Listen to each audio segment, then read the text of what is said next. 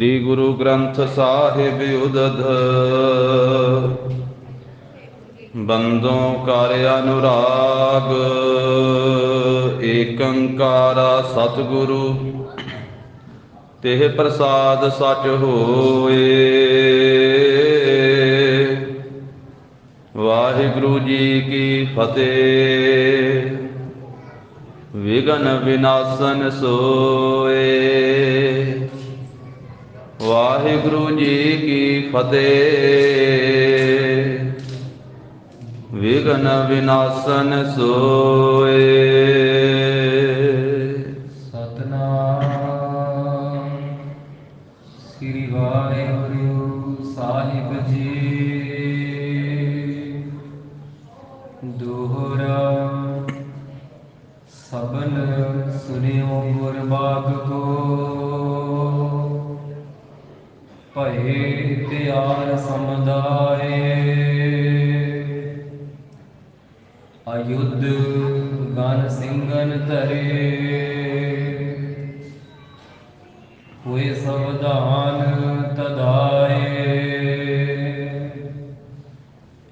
सबन सुनियो गुरबाग वाहिगुरु जी का खालसा वाहिगुरु जी की फतेह। सा धरती भई हरियावली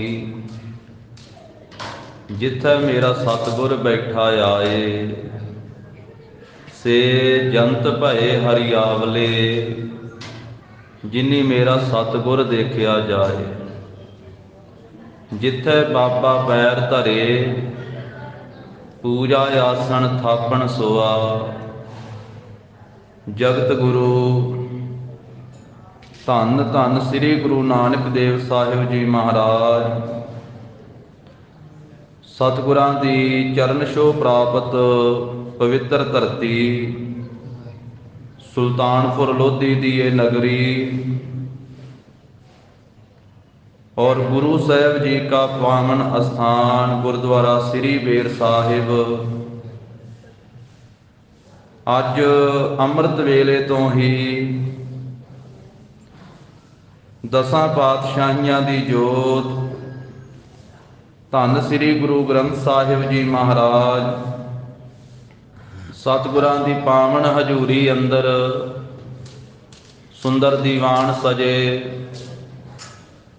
और अमावस का दिहाड़ा जानदियां होइयां अणगिणत संगतां ने अमृत वेले तो लै करके सतगुरु जी दे पावन स्थान दियां हाजरियां भरियां। गुरु साहब जी के पावन दीदार कीते और इशनान कीते। सतगुरु साहब जी का जिथे ये पवित्र उपदेश है कर इशनान सिमर प्रभ अपना मन तन भये अरोगा। कोट विघन लाथे प्रभ सरना प्रगटे भले संजोगा। जो अमावस का दिहाड़ा है साध संगत जी हर अमावस के इस स्थान ते गुरुद्वारा श्री बेर साहिब जी विखे विशेष दीवान सजदे हैं और हज़ारां दी गिणती विच संगतां गुरु अस्थान ते नमस्कारां करदियां हन।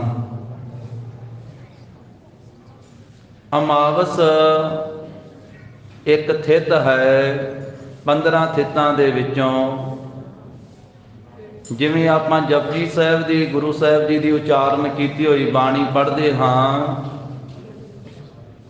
उस विच महाराज साहब जी ने रातां दा जिक्र कीता रुत्तां दा जिक्र कीता थितां दा जिक्र कीता ते वारां दा जिक्र कीता। एक पौड़ी च गरीब नवाज ने कथन कीता है जप बाणी दे अंदर राती रुत्ती थिती वार पवन पानी अग्नि पाताल तिस विच धरती थाप रखी ਧਰਮਸਾਲ। ਤਿਸ ਵਿੱਚ ਜੀ ਜੁਗਤ ਕੇ ਰੰਗ, ਤਿਨ ਕੇ ਨਾਮ ਅਨੇਕ ਅਨੰਤ। ਕਰਮੀ ਕਰਮੀ ਹੋਏ ਵਿਚਾਰ, ਸੱਚਾ ਆਪ ਸੱਚਾ ਦਰਬਾਰ। ਇਸ ਪੌੜੀ ਦੇ ਅੰਦਰ ਜਿੱਥੇ ਮਹਾਰਾਜ ਨੇ ਧਰਤੀ ਨੂੰ ਧਰਮਸ਼ਾਲਾ ਆਖਿਆ ਹੈ, ਉੱਥੇ ਰਾਤਾਂ ਦਾ ਜ਼ਿਕਰ ਕੀਤਾ ਹੈ, ਰੁੱਤਾਂ ਦਾ ਜ਼ਿਕਰ ਕੀਤਾ ਹੈ। ਜਿਵੇਂ ਇੱਕ ਸਾਲ ਵਿੱਚ 6 ਰੁੱਤਾਂ ਆਉਂਦੀਆਂ ਹਨ, 2-2 ਮਹੀਨੇ ਦੀ ਰੁੱਤ, ਜਿਵੇਂ ਇੱਕ ਸਾਲ ਵਿੱਚ 12 ਮਹੀਨੇ ਆਉਂਦੇ ਹਨ, ਜਿਵੇਂ ਹਫ਼ਤੇ ਦੇ 7 ਦਿਨ ਹੁੰਦੇ ਹਨ, ਇਸੇ ਤਰ੍ਹਾਂ 15 ਥਿੱਤਾਂ ਹਨ ਸਾਧ ਸੰਗਤ ਜੀ। ਔਰ ਸਤਿਗੁਰੂ ਸਾਹਿਬ ਜੀ ਨੇ ਜਿੱਥੇ ਜਪਜੀ ਸਾਹਿਬ ਬਾਣੀ ਵਿੱਚ ਥਿੱਤਾਂ ਦਾ ਜ਼ਿਕਰ ਕੀਤਾ ਹੈ, ਉੱਥੇ ਮਹਾਰਾਜ ਨੇ ਥਿੱਤੀ ਸਰਲੇਖ ਹੇਠ ਬਾਣੀ ਵੀ ਉਚਾਰਨ ਕੀਤੀ ਹੈ। ਜਿੱਥੇ ਸੁਖਮਨੀ ਸਾਹਿਬ ਦੀ ਬਾਣੀ ਦੀ ਸਮਾਪਤੀ ਹੁੰਦੀ ਹੈ ਤੇ ਅਗਲੀ ਬਾਣੀ ਦੀ ਆਰੰਭਤਾ ਹੁੰਦੀ ਹੈ ਗੁਰੂ ਗ੍ਰੰਥ ਸਾਹਿਬ ਮਹਾਰਾਜ ਦੇ ਅੰਦਰ, ਤੇ ਉਸ ਬਾਣੀ ਦਾ ਨਾਮ ਹੈ ਥਿੱਤੀ। ਪੰਚਮ ਪਾਤਸ਼ਾਹ ਦੀ ਉਚਾਰਨ ਕੀਤੀ ਹੋਈ। ਭਗਤ ਕਬੀਰ ਸਾਹਿਬ ਨੇ ਵੀ ਥਿੱਤੀ ਬਾਣੀ ਉਚਾਰਨ ਕੀਤੀ। ਤੇ ਥਿੱਤੀ ਬਾਣੀ ਦੇ ਵਿੱਚ 15 ਥਿੱਤਾਂ ਦਾ ਜ਼ਿਕਰ ਕਰਕੇ ਸਤਿਗੁਰੂ ਜੀ ਨੇ ਇੱਕ ਇੱਕ ਥਿੱਤ ਦੁਆਰਾ ਉਪਦੇਸ਼ ਬਖਸ਼ਿਆ ਹੈ। ਉਂਝ ਗੁਰਬਾਣੀ ਦੇ ਅੰਦਰ ਕੋਈ ਪੱਖ ਵੀ ਨਹੀਂ ਛੱਡਿਆ ਮਹਾਰਾਜ ਸਾਹਿਬ ਜੀ ਨੇ ਜਿਸ ਦੁਆਰਾ ਉਪਦੇਸ਼ ਨਾ ਦਿੱਤਾ ਹੋਵੇ। 7 ਵਾਰ ਵਾ ਤੇ 7 ਵਾਰਾਂ ਦੁਆਰਾ ਵੀ ਮਹਾਰਾਜ ਸਾਹਿਬ ਜੀ ਨੇ ਉਪਦੇਸ਼ ਦਿੱਤਾ। 12 ਮਹੀਨੇ ਆ ਤੇ 12 ਮਹੀਨਿਆਂ ਦੁਆਰਾ ਵੀ ਉਪਦੇਸ਼ ਦਿੱਤਾ ਹੈ। ਹਰੇਕ ਸੰਗਰਾਂਦ ਵਾਲੇ ਦਿਨ 12 ਮਾਹਾਂ ਦਾ ਪਾਠ ਵਿਸ਼ੇਸ਼ ਕਰਕੇ ਗੁਰੂ ਘਰਾਂ ਵਿੱਚ ਹੁੰਦਾ ਹੈ। ਇਹ ਗੁਰੂ ਕਾਲ ਤੋਂ ਲੈ ਕੇ ਅੱਜ ਤੱਕ ਚੱਲੀ ਆਉਂਦੀ ਗੁਰੂ ਘਰ ਦੀ ਮਰਿਆਦਾ ਹੈ। ਸੰਗਰਾਂਦ ਵਾਲੇ ਦਿਨ ਬਾਕੀ ਨਿਤਨੇਮ ਦੇ ਨਾਲ 12 ਮਾਹ ਬਾਣੀ ਦਾ ਪਾਠ ਵੀ ਹੁੰਦਾ ਹੈ, ਤੇ ਉਹਦਾ ਸਰਲੇਖ ਹੀ 12 ਮਾਹ ਹੈ। 12 ਮਹੀਨਿਆਂ ਦੁਆਰਾ ਉਪਦੇਸ਼ ਦੇਣ ਵਾਲੀ ਗੁਰੂ ਕੀ ਬਾਣੀ। ਇਸੇ ਤਰ੍ਹਾਂ ਜੋ ਥਿੱਤੀ ਬਾਣੀ ਹੈ, ਜਿਸ ਬਾਣੀ ਦਾ ਸਰਲੇਖ ਹੀ ਥਿੱਤੀ ਹੈ, ਉਹਦੇ ਵਿੱਚ 15 ਥਿੱਤਾਂ ਦਾ ਜ਼ਿਕਰ ਕਰਕੇ ਗੁਰੂ ਜੀ ਨੇ ਉਪਦੇਸ਼ ਦਿੱਤਾ। ਕੋਈ ਵੀ ਦਿਨ ਚੰਗਾ ਤੇ ਕੋਈ ਵੀ ਦਿਨ ਮਾੜਾ ਨਹੀਂ ਹੁੰਦਾ। ਜਿਵੇਂ ਹਫ਼ਤੇ ਦੇ ਸਾਰੇ ਦਿਨ ਇੱਕੋ ਤਰ੍ਹਾਂ ਦੇ ਆ, ਜਿਵੇਂ ਰੁੱਤਾਂ ਸਾਰੀਆਂ ਇੱਕੋ ਤਰ੍ਹਾਂ ਦੀਆਂ ਹਨ। ਮਹਾਰਾਜ ਸਾਹਿਬ ਜੀ ਨੇ ਆਖਿਆ ਸਮਾਂ ਉਹ ਮਾੜਾ ਹੈ ਜਿਸ ਵੇਲੇ ਪਰਮੇਸ਼ਰ ਭੁੱਲ ਜਾਵੇ। ਪਰਮੇਸ਼ਰ ਤੇ ਭੁੱਲਿਆਂ ਵਿਆਪਣ ਸਭੇ ਰੋਗ, ਵੇਮੁਖ ਹੋਏ RAM ਤੇ ਲੱਗਣ ਜਨਮ ਵਿਜੋਗ। ਉਹ ਹਰੇਕ ਦਿਨ ਭਲਾ ਹੈ, ਚੰਗਾ ਹੈ, ਮਾਹ ਦਿਵਸ ਮੂਰਤ ਭਲੇ। ਜਿਸ ਕੋ ਨਦਰ ਕਰੇ ਨਾਨਕ ਮੰਗੈ ਦਰਸਦਾਨ, ਕਿਰਪਾ ਕਰੋ ਹਰੇ। ਜਿਸ ਵੇਲੇ ਵਾਹਿਗੁਰੂ ਚੇਤੇ ਆਵੇ, ਜਿਸ ਵੇਲੇ ਇਨਸਾਨ ਗੁਰੂ ਕੇ ਦਰ ਤੇ ਆ ਕੇ ਨਮਸਕਾਰ ਕਰੇ, ਉਹ ਦਿਨ ਭਾਗਾਂ ਵਾਲਾ ਹੈ ਜਿਸ ਵੇਲੇ ਗੁਰੂ ਕੇ ਦਰਸ਼ਨ ਪ੍ਰਾਪਤ ਹੋਣ। ਧੰਨ ਸੋ ਵੇਲਾ ਜਿਤ ਦਰਸ਼ਨ ਕਰਨਾ, ਹਉ ਬਲਿਹਾਰੀ ਸਤਿਗੁਰ ਚਰਨਾ। ਧੰਨ ਸੋ ਵੇਲਾ ਘੜੀ, ਧੰਨ ਧੰਨ ਮੂਰਤ ਪਲ ਸਾਰ। ਧੰਨ ਸੋ ਦਿਨ ਸੋ ਸੰਜੋਗੜਾ, ਜਿਤ ਡਿਠਾ ਗੁਰ ਦਰਸਾਰ। ਜਿਵੇਂ ਹਫ਼ਤੇ ਦੇ 7 ਦਿਨ ਵਨ, ਔਰ ਇਹਨਾਂ ਨੂੰ ਪੰਜਾਬੀ 'ਚ ਇਹਨਾਂ ਦੇ ਵੱਖਰੇ ਨਾਮ, ਹਿੰਦੀ 'ਚ ਇਹਨਾਂ ਦੇ ਵੱਖਰੇ ਨਾਮ, ਅੰਗਰੇਜ਼ੀ ਵਿੱਚ ਇਹਨਾਂ ਦੇ ਵੱਖਰੇ ਨਾਮ, ਪਰ ਹੈ 7 ਦਿਨ ਹੀ। ਭਾਵੇਂ ਉਹਨੂੰ ਐਤਵਾਰ ਕਹਿ ਦਈਏ, ਭਾਵੇਂ ਰਵੀਵਾਰ ਕਹਿ ਦਈਏ, ਭਾਵੇਂ ਸੰਡੇ ਕਹਿ ਦਈਏ, ਹੈ ਉਹ ਇੱਕ ਦਿਨ ਦਾ ਨਾਮ ਹੀ ਹੈ। ਇਸੇ ਤਰ੍ਹਾਂ 15 ਥਿੱਤਾਂ ਵਾ ਤੇ ਇੱਕ ਥਿੱਤ ਦਾ ਨਾਮ ਅਮਾਵਸ ਹੈ। ਇਸੇ ਤਰ੍ਹਾਂ ਇਹ ਪੁੰਨਿਆ ਤੇ ਮੱਸਿਆ। ਤੇ ਗੁਰੂ ਸਾਹਿਬ ਜੀ ਨੇ ਇਹਨਾਂ ਦਿਨਾਂ ਨੂੰ ਸਾਧ ਸੰਗਤ ਜੀ ਗੁਰੂ ਘਰ ਦੇ ਵਿੱਚ ਸੰਗਤਾਂ ਨੂੰ ਸ਼ਬਦ ਦੇ ਨਾਲ ਜੋੜਿਆ, ਗੁਰਬਾਣੀ ਦੇ ਨਾਲ ਜੋੜਿਆ। ਤੇ ਗੁਰੂ ਵੇਲੇ ਤੋਂ ਲੈ ਕਰਕੇ ਹੀ ਸੰਗਤਾਂ ਮੱਸਿਆ ਤੇ ਵੀ ਗੁਰੂ ਕੇ ਦਰਸ਼ਨ ਕਰਨ ਵਾਸਤੇ ਆਉਂਦੀਆਂ, ਅਥਵਾ ਪੁੰਨਿਆ ਵਾਲੇ ਦਿਨ ਸੰਗਤਾਂ ਦਰਸ਼ਨ ਕਰਨ ਵਾਸਤੇ ਆਉਂਦੀਆਂ, ਸੰਗਰਾਂਦ ਵਾਲੇ ਦਿਨ ਵੀ ਆਉਂਦੀਆਂ। ਉਂਝ ਤਾਂ ਰੋਜ਼ ਹੀ ਹੁਕਮ ਹੈ ਗੁਰੂ ਕੇ ਸਿੱਖ ਨੂੰ ਕਿ ਗੁਰੂ ਕੇ ਦਰਸ਼ਨ ਕਰੇ, ਨਾਮ ਨਾਲ ਜੁੜੇ, ਬਾਣੀ ਨਾਲ ਜੁੜੇ। ਪਰ ਇਹ ਦਿਨ ਜਿਹੜੇ ਹਨ, ਇਹ ਇੱਕ ਤਰੀਕ, ਇੱਕ ਦਿਨ ਮਿਥਿਆ ਗਿਆ ਵੀ ਇਸ ਦਿਨ ਦੇ ਵਿੱਚ ਵਿਸ਼ੇਸ਼ ਕਰਕੇ ਦੀਵਾਨ ਸਜੇਗਾ ਤੇ ਸੰਗਤਾਂ ਵੱਧ ਤੋਂ ਵੱਧ ਲਾਭ ਪ੍ਰਾਪਤ ਕਰਨਗੀਆਂ। ਜਿਵੇਂ ਸੰਗਰਾਂਦ ਦੇ ਦਿਹਾੜੇ ਤੇ ਸੰਗਤਾਂ ਉਤਸ਼ਾਹ ਦੇ ਨਾਲ ਗੁਰੂ ਘਰ ਦੇ ਵਿੱਚ ਆਉਂਦੀਆਂ।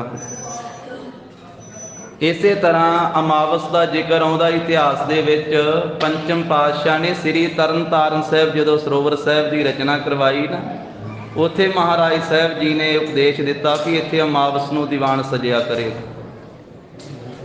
ਇੱਥੇ ਸੰਗਤਾਂ ਆ ਕੇ ਇਸ਼ਨਾਨ ਕਰਿਆ ਕਰਨ, ਵੱਡਾ ਭਾਰੀ ਲਾਭ ਪ੍ਰਾਪਤ ਹੋਵੇਗਾ।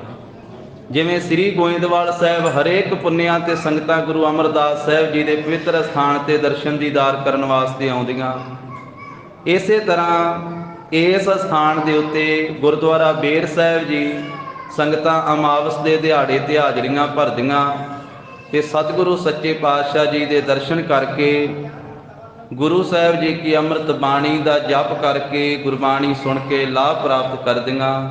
ਸਮਾਂ ਉਹੀ ਸਫਲਾ ਹੈ ਜਿਸ ਵੇਲੇ ਅਸੀਂ ਗੁਰੂ ਚਰਨਾਂ ਨਾਲ ਜੁੜ ਜਾਈਏ, ਗੁਰੂ ਕੇ ਸ਼ਬਦ ਨਾਲ ਜੁੜੀਏ, ਗੁਰੂ ਕੀ ਬਾਣੀ ਨਾਲ ਜੁੜੀਏ।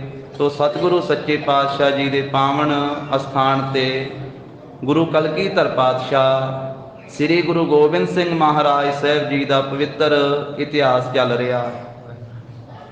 ਜਿਵੇਂ ਸਿੰਘਾਂ ਦੇ ਵਾਰ-ਵਾਰ ਬੇਨਤੀ ਕਰਨ ਤੋਂ, ਮਾਤਾ ਜੀ ਧੰਨ ਮਾਤਾ ਗੁਜਰ ਕੌਰ ਜੀ ਦੇ ਕਹਿਣ ਤੋਂ ਸਤਿਗੁਰੂ ਜੀ ਨੇ ਅਖੀਰ ਜਦੋਂ ਸਿੰਘਾਂ ਨੇ ਬਦਾਵਾ ਲਿਖ ਕੇ ਦਿੱਤਾ, ਮਹਾਰਾਜ ਨੇ ਆਖਿਆ ਕਿ ਜਿਨ੍ਹਾਂ ਨੇ ਜਾਣਾ ਬਦਾਵਾ ਲਿਖ ਕੇ ਜਾਓ। ਤੇ ਫਿਰ ਮਹਾਰਾਜ ਸਾਹਿਬ ਜੀ ਨੇ ਵੀ ਅਨੰਦਪੁਰ ਸਾਹਿਬ ਛੱਡਣ ਦੀ ਤਿਆਰੀ ਕਰ ਲਈ ਹੈ। ਇਹ 1761 ਬਿਕਰਮੀ ਸੰਮਤ ਦਾ ਸਮਾਂ ਹੈ ਔਰ 1704 ਈਸਵੀ ਸਨ ਦਾ ਸਮਾਂ ਹੈ ਸਾਧ ਸੰਗਤ।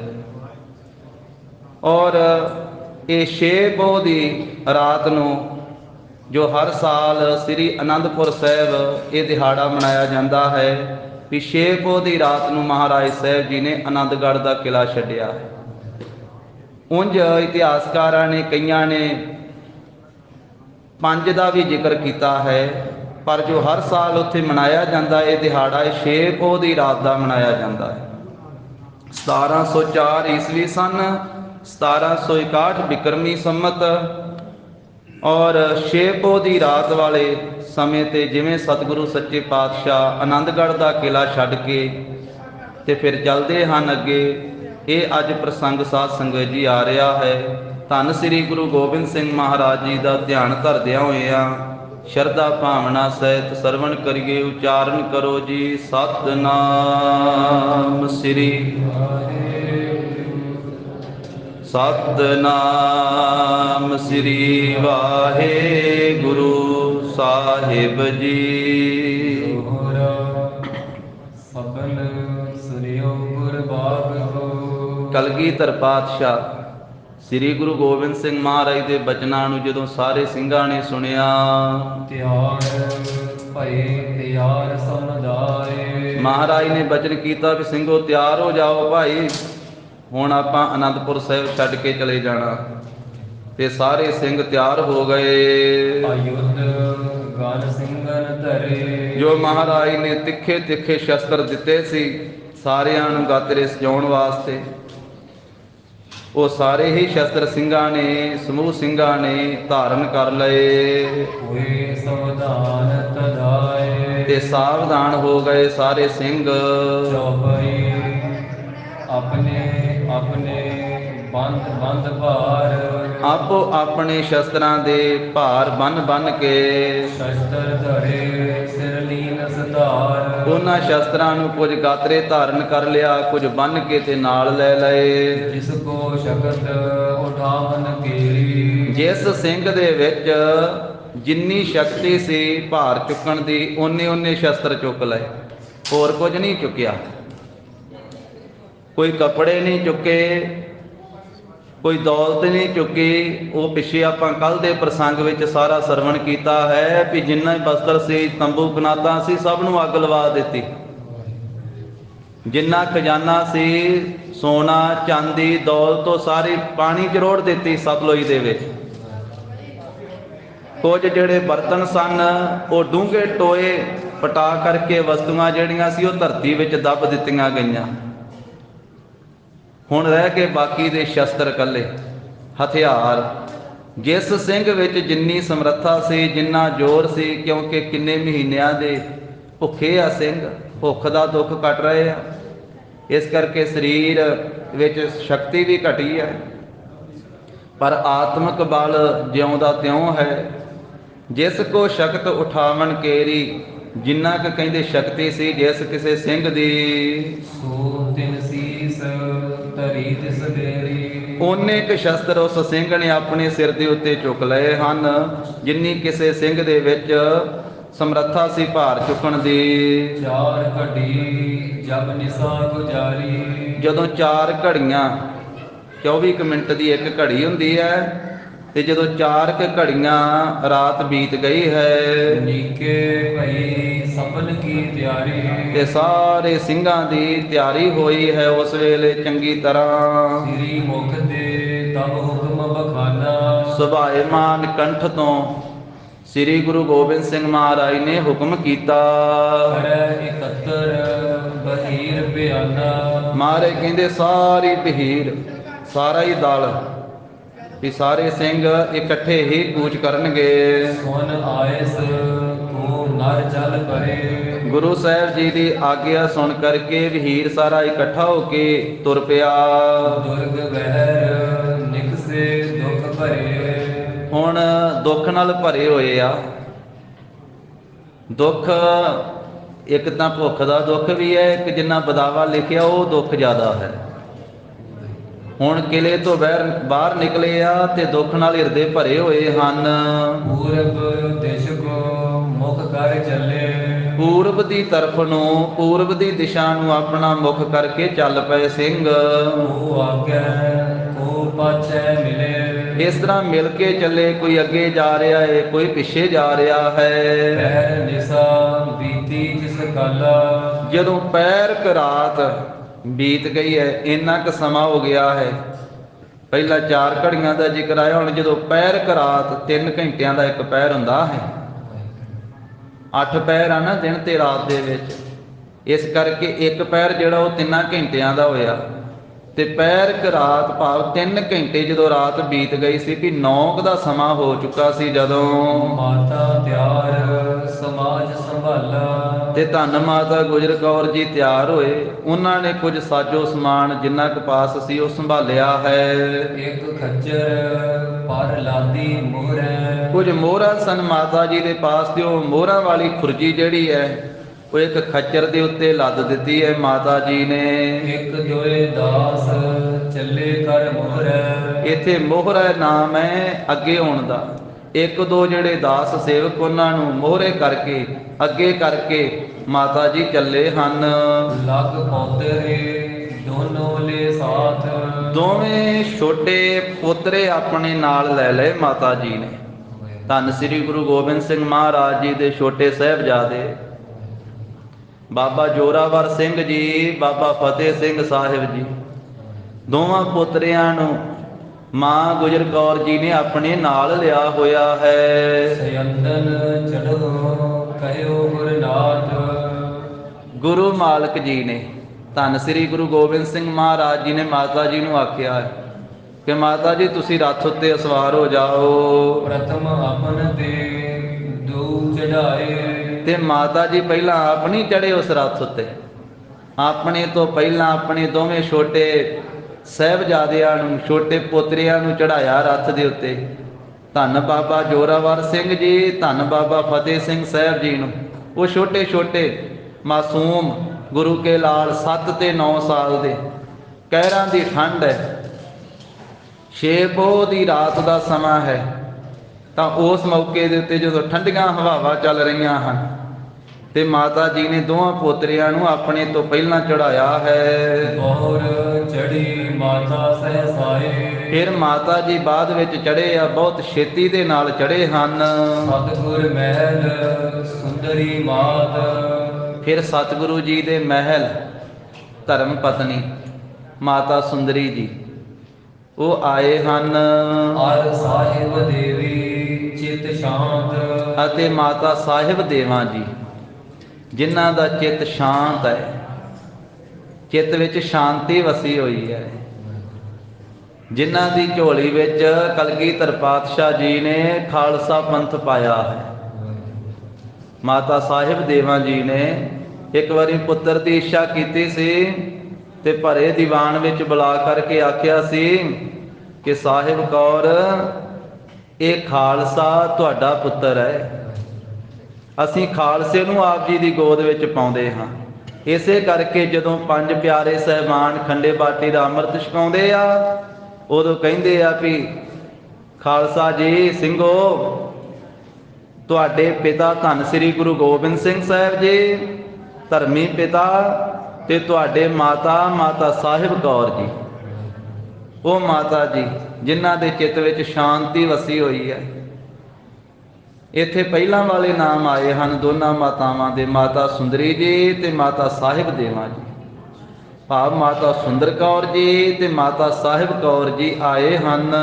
ਨਮੋ ਕਰੀ ਗੁਰ ਕੋ ਘਰ ਜੁੜੇ। ਦੋਨਾਂ ਗੁਰੂ ਕੇ ਧਰਮ ਪਤਨੀਆਂ ਨੇ, ਗੁਰੂ ਕੇ ਮਹਿਲਾ ਨੇ ਦੋਵੇਂ ਹੱਥ ਜੋੜ ਕਰਕੇ ਨਮਸਕਾਰ ਕੀਤੀ ਹੈ ਪਤੀ ਦੇਵ ਸਤਿਗੁਰੂ ਜੀ ਨੂੰ। ਦੋਨੋਂ ਤਬ ਅਰੂੜ ਕਰ ਡੋਰੇ। ਸਤਿਗੁਰਾਂ ਨੂੰ ਨਮਸਕਾਰ ਕਰਕੇ ਮੱਥਾ ਟੇਕ ਕੇ ਦੋਵੇਂ ਗੁਰੂ ਕੀਆਂ ਧਰਮ ਪਤਨੀਆਂ ਡੋਲੇ ਦੇ ਵਿੱਚ ਅਸਵਾਰ ਹੋ ਗਈਆਂ।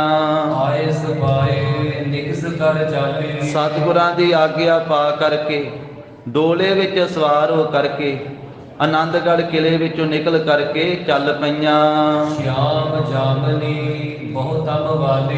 ਕਹਿੰਦੇ ਕਿ ਕਾਲੀ ਰੰਗ ਵਾਲੀ ਰਾਤ, ਸ਼ਿਆਮ ਜਾਮਨੀ, ਬਹੁਤੇ ਹਨੇਰੇ ਵਾਲੀ ਰਾਤ ਹੈ। ਹਨੇਰੀ ਰਾਤ ਦੇ ਵਿੱਚ ਮਾਤਾਵਾਂ ਚੱਲ ਪਈਆਂ ਹਨ। ਅਬਰ ਜੇ ਨਰ ਨਹਿ ਲਰਨੇ ਹਾਰੇ। ਹੋਰ ਵੀ ਜਿਹੜੇ ਸਿੱਖ, ਜਿਹੜੇ ਮਨੁੱਖ ਲੜਨ ਵਾਲੇ ਨਹੀਂ ਸਨ, ਸੋ ਮਿਲ ਮਿਲ ਕਰ ਵੈਰ ਪਧਾਰੇ। ਉਹ ਇਕੱਠੇ ਹੋ ਕੇ ਇਕੱਤਰਤਾ ਕਰਕੇ ਤੇ ਕਿਲੇ ਤੋਂ ਬਾਹਰ ਨੂੰ ਜਾ ਰਹੇ ਆ, ਕਿਉਂਕਿ ਸਾਰੇ ਲੜਨ ਵਾਲੇ ਥੋੜਾ ਸੀ। ਕੁਝ ਬਜ਼ੁਰਗ ਵੀ ਆ ਵਿੱਚ, ਕੁਝ ਬੱਚੇ ਵੀ ਆ ਵਿੱਚ। ਜਿਵੇਂ ਗੁਰੂ ਦਾ ਪਰਿਵਾਰ ਹੈ, ਇਸੇ ਤਰ੍ਹਾਂ ਸਿੰਘਾਂ ਦੇ ਵੀ ਪਰਿਵਾਰ ਸੀ। ਜਿਵੇਂ ਗੁਰੂ ਜੀ ਕੀ ਮਾਤਾ ਹੈ ਤੇ ਗੁਰੂ ਕੇ ਧਰਮ ਪਤਨੀਆਂ ਹਨ, ਇੰਜ ਸਿੰਘਾਂ ਦੇ ਵੀ ਮਾਤਾ ਪਿਤਾ ਤੇ ਸਿੰਘਾਂ ਦੀਆਂ ਵੀ ਧਰਮ ਪਤਨੀਆਂ ਤੇ ਸਿੰਘਾਂ ਦੇ ਵੀ ਬੱਚੇ ਨਾਲ ਸੀ। ਉਹ ਸਾਰੇ ਵਹੀਰ ਦੇ ਵਿੱਚ ਜਿਹੜੇ ਲੜਨ ਵਾਲੇ ਨਹੀਂ ਸੀ, ਜਾਂ ਬਹੁਤੇ ਬਜ਼ੁਰਗ ਜਾਂ ਢਿੱਲੇ ਮੱਠੇ ਜਾਂ ਛੋਟੇ ਬੱਚੇ, ਉਹ ਇਕੱਠੇ ਹੋ ਕੇ ਕਿਲੇ ਵਿੱਚੋਂ ਬਾਹਰ ਨਿਕਲੇ ਹਨ। ਗਇਓ ਵਹੀਰ ਉਲੰਘ ਕਈ ਕੋਸ। ਮਹਾਰਾਜਾ ਲੈ ਕਿਲੇ ਵਿੱਚ ਹੀ ਆ, ਵਹੀਰ ਨੂੰ ਤੋੜ ਦਿੱਤਾ ਹੈ ਤੇ ਵਹੀਰ ਇਹ ਦਲ ਗੁਰੂ ਕਾ ਕਈ ਕੋਹਾਂ ਤੀਕ ਜਦੋਂ ਲੰਘ ਗਿਆ। ਬੈਠੇ ਸਤਿਗੁਰ ਦੁਰਗ ਸਰੋਸ। ਇਹ ਸਾਰੇ ਵਹੀਰ ਨੂੰ ਤੋੜ ਕਰਕੇ ਤੇ ਰੋਸ ਦੇ ਵਿੱਚ ਧੰਨ ਸ੍ਰੀ ਗੁਰੂ ਗੋਬਿੰਦ ਸਿੰਘ ਮਹਾਰਾਜ ਜੀ ਉਪਰਾਮਤਾ ਦੇ ਵਿੱਚ ਕਿਲੇ ਵਿੱਚ ਬੈਠੇ ਹੋਏ ਹਨ। ਸਨੇ ਸਨੇ ਸਭ ਕਰ ਕਰ ਤਿਆਰ। ਇਸ ਤਰ੍ਹਾਂ ਹੌਲੀ ਹੌਲੀ ਸਾਰੀ ਤਿਆਰੀ ਕਰ ਕਰਕੇ ਚੱਲੇ ਲੋਕ ਸੁਭ ਪੰਥ ਮਝਾਰ। ਸਭ ਪੰਥ ਮਝਾਰ, ਸਾਰੇ ਹੀ ਲੋਕ ਜਿਹੜੇ ਹਨ, ਸਾਰੇ ਹੀ ਸਿੰਘ ਹਨ, ਪਰਿਵਾਰਾਂ ਦੇ ਪਰਿਵਾਰ, ਉਹ ਰਸਤੇ ਤੇ ਤੁਰ ਪਏ ਹੌਲੀ ਹੌਲੀ। ਸਾਵਧਾਨ ਜੋ ਸ਼ਸਤਰ ਸਮੇਤ। ਤੇ ਜਿਹੜੇ ਤਿਆਰ ਖਾਲਸਾ ਸੀ, ਜਿਨ੍ਹਾਂ ਨੇ ਬਦਾਵਾ ਨਹੀਂ ਲਿਖਿਆ, ਤੇ ਜਿਹੜੇ ਐ ਸ਼ਸਤਰਾਂ ਦੇ ਸਮੇਤ ਪੂਰੇ ਸ਼ਸਤਰ ਧਾਰੀ ਤੇ ਸਾਵਧਾਨ ਸਨ, ਤਿਆਰ ਬਰ ਤਿਆਰ ਗੁਰੂ ਕਾ ਖਾਲਸਾ। ਰੱਖੇ ਸਿੰਘ ਟਿਕ ਲਰਬੇ ਹੇਤ। ਉਹਨਾਂ ਸਿੰਘਾਂ ਨੂੰ ਮਹਾਰਾਜ ਨੇ ਆਪਣੇ ਪਾਸ ਰੱਖਿਆ ਹੈ ਵੀ ਹੁਣ ਜਦੋਂ ਕਿਲਾ ਛੱਡਣਾ ਹੈ ਤੇ ਲੜਾਈ ਹੋਣੀ ਹੈ ਤੇ ਉਸ ਵੇਲੇ ਲੜਨਾ ਹੈ ਫਿਰ ਦੁਸ਼ਮਣ ਦੀ ਫੌਜ ਦੇ ਨਾਲ। ਲੜਨ ਦੇ ਵਾਸਤੇ ਸਿੰਘਾਂ ਨੂੰ ਆਪਣੇ ਨਾਲ ਰੱਖਿਆ ਹੈ। ਡੇਢ ਜਾਮਨੀ ਗਈ। ਜਿਸ ਵੇਲੇ 1.5 ਪਹਿਰ ਰਾਤ ਚਲੇ ਗਈ ਹੈ, 1.5 ਪਹਿਰ ਭਾਵ ਵੀ 4.5 ਘੰਟੇ ਦਾ ਸਮਾਂ ਜਦੋਂ ਗੁਜ਼ਰ ਗਿਆ ਹੈ ਰਾਤ, ਕਿ 10:30 ਦਾ ਸਮਾਂ ਹੋ ਚੁੱਕਾ ਹੈ। ਜਿਸ ਵੇਲੇ 1.5 ਪਹਿਰ ਰਾਤ ਗਈ ਹੈ, ਤਬ ਸਤਿਗੁਰ ਨਿਜ ਤਿਆਰੀ ਕਈ। ਸੋ ਇਸ ਤਰ੍ਹਾਂ ਰਾਤ ਨੂੰ 10:30 ਵਜੇ 1.5 ਪਹਿਰ ਰਾਤ ਗਈ ਤੋਂ ਫਿਰ ਸਤਿਗੁਰੂ ਜੀ ਨੇ ਆਪ ਤਿਆਰੀ ਕੀਤੀ ਹੈ। ਨਿਕਸੇ ਪ੍ਰਥਮ ਗਏ ਤਿਸ ਜਾਏ। ਆਨੰਦਗੜ੍ਹ ਕਿਲੇ ਚੋਂ ਨਿਕਲੇ ਹਨ ਸਤਿਗੁਰੂ ਜੀ, ਤੇ ਪਹਿਲਾਂ ਮਹਾਰਾਜ ਸਾਹਿਬ ਜੀ ਉਸ ਜਗ੍ਹਾ ਤੇ ਗਏ ਸ੍ਰੀ ਗੁਰ ਤੇਗ ਬਹਾਦਰ ਤਾਏ। ਜਿੱਥੇ ਸਾਧ ਸੰਗਤ ਜੀ ਧੰਨ ਸ੍ਰੀ ਗੁਰੂ ਤੇਗ ਬਹਾਦਰ ਸਾਹਿਬ ਮਹਾਰਾਜ ਪਿਤਾ ਜੀ ਦਾ ਸਥਾਨ ਹੈ। ਉਹ ਕਿਹੜਾ ਸਥਾਨ? ਜਿੱਥੇ ਸਤਿਗੁਰੂ ਜੀ ਨੇ ਬਚਪਨ ਦੇ ਵਿੱਚ ਆਪਣੇ ਪਿਤਾ ਜੀ ਦੇ ਇਕੱਲੇ ਸੀਸ ਦਾ ਸੰਸਕਾਰ ਕੀਤਾ ਸੀ। ਸੀਸਗੰਜ ਸਾਹਿਬ ਅਸਥਾਨ ਆਨੰਦਪੁਰ ਸਾਹਿਬ ਦੇ ਵਿੱਚ ਹੀ ਆ, ਸੰਗਤਾਂ ਨੇ ਦਰਸ਼ਨ ਕੀਤੇ ਹੋਣਗੇ। ਸੋ ਉਸ ਸਥਾਨ ਤੇ ਮਹਾਰਾਜ ਸਾਹਿਬ ਜੀ ਪਿਤਾ ਜੀ ਦੇ ਸੀਸਗੰਜ ਸਾਹਿਬ ਅਸਥਾਨ ਤੇ ਪਹੁੰਚੇ ਹਨ। ਸ੍ਰੀ ਗੁਰੂ ਤੇਗ ਬਹਾਦਰ ਸਾਹਿਬ ਮਹਾਰਾਜ ਦੇ ਅਸਥਾਨ ਤੇ ਖੜੇ ਹੋਏ ਦਰਬਾਰ ਅਗਾਰੇ। ਤੇ ਸਤਿਗੁਰੂ ਜੀ ਦੇ ਪਾਵਨ ਸੀਸਗੰਜ ਸਾਹਿਬ ਦਰਬਾਰ ਦੇ ਅੱਗੇ ਖਲੋਤੇ ਆ ਜਾ ਕੇ। ਕਲਗੀਧਰ ਪਾਤਸ਼ਾਹ ਧੰਨ ਸ੍ਰੀ ਗੁਰੂ ਗੋਬਿੰਦ ਸਿੰਘ ਸਾਹਿਬ ਜੀ ਮਹਾਰਾਜ ਕਰ ਅਰਦਾਸ ਬੰਦਨਾ ਧਾਰੀ। ਆਨੰਦਪੁਰ ਸਾਹਿਬ ਛੱਡਣ ਤੋਂ ਪਹਿਲਾਂ ਆਪ ਅਰਦਾਸ ਕੀਤੀ ਹੈ ਸਤਿਗੁਰਾਂ ਨੇ। ਪਿਤਾ ਜੀ ਦੇ ਪਵਿੱਤਰ ਸਥਾਨ ਤੇ ਆ ਕੇ ਆਪ ਅਰਦਾਸ ਕੀਤੀ ਆ। ਅਰਦਾਸ ਤੋਂ ਬਾਅਦ ਉਸ ਸਥਾਨ ਤੇ ਬੰਦਨਾ ਕੀਤੀ ਆ, ਮੱਥਾ ਟੇਕਿਆ ਧਰਮੀ ਪਿਤਾ ਨੇ। ਕਿਉਂਕਿ ਕੋਈ ਵੀ ਕਾਰਜ ਹੈ ਮਹਾਰਾਜ ਸਾਹਿਬ ਨੇ ਆਖਿਆ ਉਹਦੇ ਵਿੱਚ ਅਰਦਾਸ ਕਰਕੇ ਤੁਰੋ, ਗੁਰੂ ਸਾਹਿਬ ਜੀ ਨੂੰ ਨਮਸਕਾਰ ਕਰਕੇ ਚੱਲੋ। ਹੁਣ ਮਹਾਰਾਜ ਆਨੰਦਪੁਰ ਸਾਹਿਬ ਛੱਡਣ ਲੱਗੇ ਆ ਤੇ ਸਤਿਗੁਰੂ ਸਾਹਿਬ ਜੀ ਉਸ ਸਥਾਨ ਤੇ ਅਰਦਾਸ ਕੀਤੀ ਹੈ, ਪਿਤਾ ਜੀ ਦੇ ਸਥਾਨ ਤੇ ਫਿਰ ਮੱਥਾ ਟੇਕਿਆ। ਔਰ ਇਹ ਵੀ ਜ਼ਿਕਰ ਆਉਂਦਾ ਹੈ ਵੀ ਉਸ ਸਥਾਨ ਤੇ ਆਨੰਦਪੁਰ ਸਾਹਿਬ ਵਿੱਚ ਰਹਿੰਦਿਆਂ ਹੋਇਆਂ ਸਤਿਗੁਰੂ ਜੀ ਰੋਜ਼ ਜਾ ਕੇ ਨਮਸਕਾਰ ਕਰਿਆ ਕਰਦੇ ਸਨ, ਪਰਿਕਰਮਾ ਕਰਿਆ ਕਰਦੇ ਸਨ ਪਿਤਾ ਜੀ ਦੇ ਪਾਵਨ ਸੀਸਗੰਜ ਸਾਹਿਬ ਅਸਥਾਨ ਦੇ। ਤਾਂ ਸਤਿਗੁਰੂ ਜੀ ਨੇ ਉੱਥੇ ਅਰਦਾਸ ਕੀਤੀ ਹੈ, ਫਿਰ ਮੱਥਾ ਟੇਕਿਆ ਹੈ। ਮੋਰ ਉੱਚੇ ਕੀਨ ਮਖਾਨ। ਜਦੋਂ ਅਰਦਾਸ ਕਰਕੇ ਨਮਸਕਾਰ ਕਰਕੇ ਸਤਿਗੁਰੂ ਜੀ ਖਲੋਤੇ ਹਨ, ਫਿਰ ਉੱਚੀ ਆਵਾਜ਼ ਦੇ ਵਿੱਚ ਗਰੀਬ ਨਵਾਜ ਨੇ ਆਵਾਜ਼ ਮਾਰੀ ਹੈ, ਬਚਨ ਕੀਤਾ ਹੈ ਕੋ ਸਾਧ ਰਹਿ ਇਸ ਥਾਨ। ਮਹਾਰਾਜ ਕਹਿੰਦੇ ਭਾਈ ਕੋਈ ਸਾਧੂ ਹੈ ਇਸ ਥਾਂ ਤੇ ਜੋ ਇਸ ਸਥਾਨ ਤੇ ਰਵੇ। ਪਿਤਾ ਜੀ ਦੇ ਸੀਸਗੰਜ ਸਾਹਿਬ ਸਥਾਨ ਦੀ ਸੇਵਾ ਸੰਭਾਲੇ। ਕੋਈ ਹੈ ਕੋਈ ਇੱਥੇ ਨੇੜੇ ਸਾਧੂ ਹੋਵੇ ਤੇ ਅੱਗੇ ਆਵੇ। ਝਾੜੂ ਦੀਪਕ ਨਿਤ ਪ੍ਰਤ ਕਰੈ। ਜੋ ਇਸ ਸਥਾਨ ਤੇ ਪਿਤਾ ਜੀ ਦੇ ਸਥਾਨ ਤੇ ਨਿਤਾ ਪ੍ਰਤੀ ਝਾੜੂ ਫੇਰੇ, ਨਿਤਾ ਪ੍ਰਤੀ ਇੱਥੇ ਜੋਤ ਜਗਾਵੇ। ਦੀਪਕ, ਦੀਪਕ ਤੋਂ ਭਾਵ ਹੈ ਦੀਵਾ, ਵੀ ਦੀਵਾ ਬਾਲੇ ਇੱਥੇ। ਦੀਵੇ ਤੋਂ ਭਾਵ ਹੈ ਵੀ ਇੱਥੇ ਜੋਤ ਜਗਾਵੇ। ਮਹਾਰਾਜ ਸਾਹਿਬ ਜੀ ਨੇ ਆਖਿਆ ਕੋਈ ਨਿਤਾ ਪ੍ਰਤੀ ਇੱਥੇ ਝਾੜੂ ਦੇਵੇ, ਇਸ ਸਥਾਨ ਦੀ ਸਫਾਈ ਰੱਖੇ ਤੇ ਇੱਥੇ ਜੋਤ ਜਗਾਵੇ। ਸ਼ਹੀਦ ਪਿਤਾ ਜੀ ਦੇ ਅਸਥਾਨ ਤੇ, ਕਿਉਂਕਿ ਸ਼ਹੀਦਾਂ ਦੀਆਂ ਜੋਤਾਂ ਸਦਾ ਹੀ ਜਗਦੀਆਂ ਰਹਿੰਦੀਆਂ। ਜੋਤ ਮਹਾਰਾਜ ਸਾਹਿਬ ਕਹਿੰਦੇ ਵੀ ਇੱਥੇ ਆ ਕਰਕੇ ਕੋਈ ਸੇਵਾ ਸੰਭਾਲੇ ਇਸ ਸਥਾਨ ਦੀ, ਕੋਈ ਸਾਧੂ ਹੈ ਤਾਂ ਇੱਥੇ ਜੋਤ ਜਗਾਵੇ। ਇਹ ਬੜਾ ਡੂੰਘਾ ਭਾਵ ਹੈ ਸਾਧ ਸੰਗਤ ਜੀ। ਜੋ ਧਾਰਮਿਕ ਸਥਾਨਾਂ ਦੇ ਉੱਤੇ ਘਿਓ ਦੀ ਜੋਤ ਜਗਾਈ ਜਾਂਦੀ ਹੈ, ਜਿਵੇਂ ਇਸ ਸਥਾਨ ਤੇ ਵੀ ਆਪਾਂ ਗੁਰਦੁਆਰਾ ਬੇਰ ਸਾਹਿਬ ਵਿਖੇ ਵੀ ਥੱਲੇ ਬੇਰੀ ਸਾਹਿਬ ਦੇ ਨੇੜੇ ਜੋਤ ਦੇ ਦਰਸ਼ਨ ਕਰਦੇ ਹਾਂ, ਜੋਤ ਜਗਦੀ ਹੈ। ਔਰ ਆਮ ਹੋਰ ਵੀ ਸ਼ਹੀਦਾਂ ਦੇ ਅਸਥਾਨਾਂ ਦੇ ਉੱਤੇ ਜੋਤਾਂ ਜਗਦੀਆਂ ਹਨ, ਜਿਵੇਂ ਸ਼ਹੀਦ ਬਾਬਾ ਦੀਪ ਸਿੰਘ ਸਾਹਿਬ ਜੀ ਦੇ ਅਸਥਾਨ ਤੇ ਜੋਤ ਜਗਦੀ ਹੈ। ਗੁਰੂ ਗ੍ਰੰਥ ਸਾਹਿਬ ਮਹਾਰਾਜ ਜੀ ਦੀ ਬਾਣੀ 'ਚ ਇੱਕ ਪੰਕਤੀ ਆਈ ਆ ਜਿੱਥੇ ਰਾਵਣ ਦਾ ਜ਼ਿਕਰ ਕੀਤਾ ਮਹਾਰਾਜ ਨੇ। ਰਾਵਣ ਬੜਾ ਵੱਡਾ ਰਾਜਾ ਸੀ ਤੇ ਮਹਾਰਾਜ ਨੇ ਆਖਿਆ ਸੰਸਾਰ ਤੋਂ ਚਲੇ ਗਿਆ, ਜਿਹਦਾ ਪਰਿਵਾਰ ਬੜਾ ਵੱਡਾ ਸੀ। ਜਿਵੇਂ ਭੋਗ ਦੇ ਸ਼ਲੋਕਾਂ 'ਚ ਵੀ ਜ਼ਿਕਰ ਕੀਤਾ, ਰਾਮ ਗਇਓ ਰਾਵਣ ਗਇਓ ਜਾ ਕੋ ਬਹੁ ਪਰਿਵਾਰ, ਕਹੋ ਨਾਨਕ ਥਿਰ ਕਛ ਨਹੀਂ ਸੁਪਨੇ ਜਿਉ ਸੰਸਾਰ। ਉੱਥੇ ਮਹਾਰਾਜ ਨੇ ਆਖਿਆ 1 ਲੱਖ ਪੂਤ 1.25 ਲੱਖ ਨਾਤੀ। ਜਿਸ ਰਾਵਣ ਦਾ 1 ਲੱਖ ਪੂਤ ਤੇ 1.25 ਲੱਖ ਨਾਤੀ ਪੋਤਰਾ ਸੀ, ਤੇ ਇਹ ਰਾਵਣ ਘਰ ਦੀਆ ਨਾ ਬਾਤੀ। ਉਸ ਰਾਵਣ ਦੇ ਘਰ ਵਿੱਚ ਕੋਈ ਦੀਵਾ ਬੱਤੀ ਬਾਲਣ ਵਾਲਾ ਨਾ ਰਿਹਾ। ਸ਼ਾਮ ਦੇ ਵੇਲੇ ਆਮ ਹੀ ਘਰਾਂ ਦੇ ਵਿੱਚ ਪੁਰਾਣਾ ਰਿਵਾਜ ਹੁੰਦਾ ਸੀ ਘਰਾਂ ਦਾ, ਸ਼ਾਮ ਦੇ ਵੇਲੇ ਮਾਈਆਂ ਕਹਿੰਦੀਆਂ ਸੀ ਕੋਈ ਦੀਵਾ ਬੱਤੀ ਕਰੋ। ਅੱਜ ਕੱਲ ਲਾਈਟ ਆ ਗਈ ਹੈ ਤੇ ਸ਼ਾਮ ਨੂੰ ਕਹਿੰਦੇ ਵੀ ਬਲਬ ਜਗਾ ਦਿਓ, ਲਾਈਟ ਜਗਾ ਦਿਓ, ਚਾਨਣਾ ਕਰੋ। ਕਿਉਂਕਿ ਜਿਸ ਘਰ ਵਿੱਚ ਕੋਈ ਜਿਉਂਦਾ ਹੈ ਤੇ ਚਾਨਣਾ ਹੁੰਦਾ ਹੈ, ਉਹ ਚਾਨਣਾ ਜਿਉਂਦਿਆਂ ਦਾ ਪ੍ਰਤੀਕ ਹੈ। ਦੀਵਾ ਕਹਿੰਦੇ ਬਾਲੋ, ਪਿਛਲੇ ਸਮੇਂ 'ਚ ਦੀਵਾ ਹੀ ਬਾਲਿਆ ਜਾਂਦਾ ਸੀ। ਕਿਸੇ ਘਰ ਦੇ ਵਿੱਚ ਚਿਰ ਬਾਅਦ ਪੁੱਤਰ ਪੈਦਾ ਹੋਣਾ ਤੇ ਲੋਕਾਂ ਨੇ ਕਹਿਣਾ ਘਰ ਦਾ ਚਿਰਾਗ ਬਲ ਪਿਆ। ਤੇ ਜੇ ਕਿਸੇ ਘਰ ਦਾ ਇਕਲੌਤਾ ਪੁੱਤਰ ਚੜ੍ਹਾਈ ਕਰ ਜਾਣਾ, ਕਹਿੰਦੇ ਇੱਕੋ ਹੀ ਪੁੱਤਰ ਸੀ ਇਸ ਘਰ ਦਾ ਤੇ ਦੀਵਾ ਹੀ ਗੁੱਲ ਹੋ ਗਿਆ, ਇਸ ਘਰ ਦਾ ਤੇ ਚਿਰਾਗ ਹੀ ਬੁਝ ਗਿਆ। ਇਹ ਪ੍ਰਤੀਕ ਹੈ, ਜਿਹੜੀ ਜੋਤ ਹੈ ਨਾ, ਇਹ ਜਿਉਂਦਿਆਂ ਦੀ ਪ੍ਰਤੀਕ ਹੈ।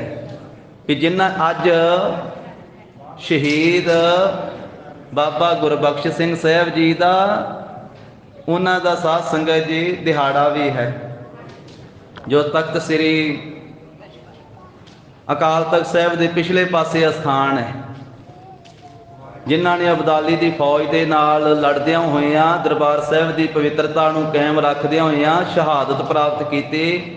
ਉਹ ਦਮਦਮੀ ਟਕਸਾਲ ਦੇ ਦੂਸਰੇ ਮਹਾਂਪੁਰਖ ਸਨ, ਬਾਬਾ ਦੀਪ ਸਿੰਘ ਸਾਹਿਬ ਜੀ ਤੋਂ ਦੂਜੇ ਅਸਥਾਨ ਤੇ। ਉੱਥੇ ਵੀ ਜੋਤ ਉਹਨਾਂ ਦੀ ਜਗ ਰਹੀ ਹੈ।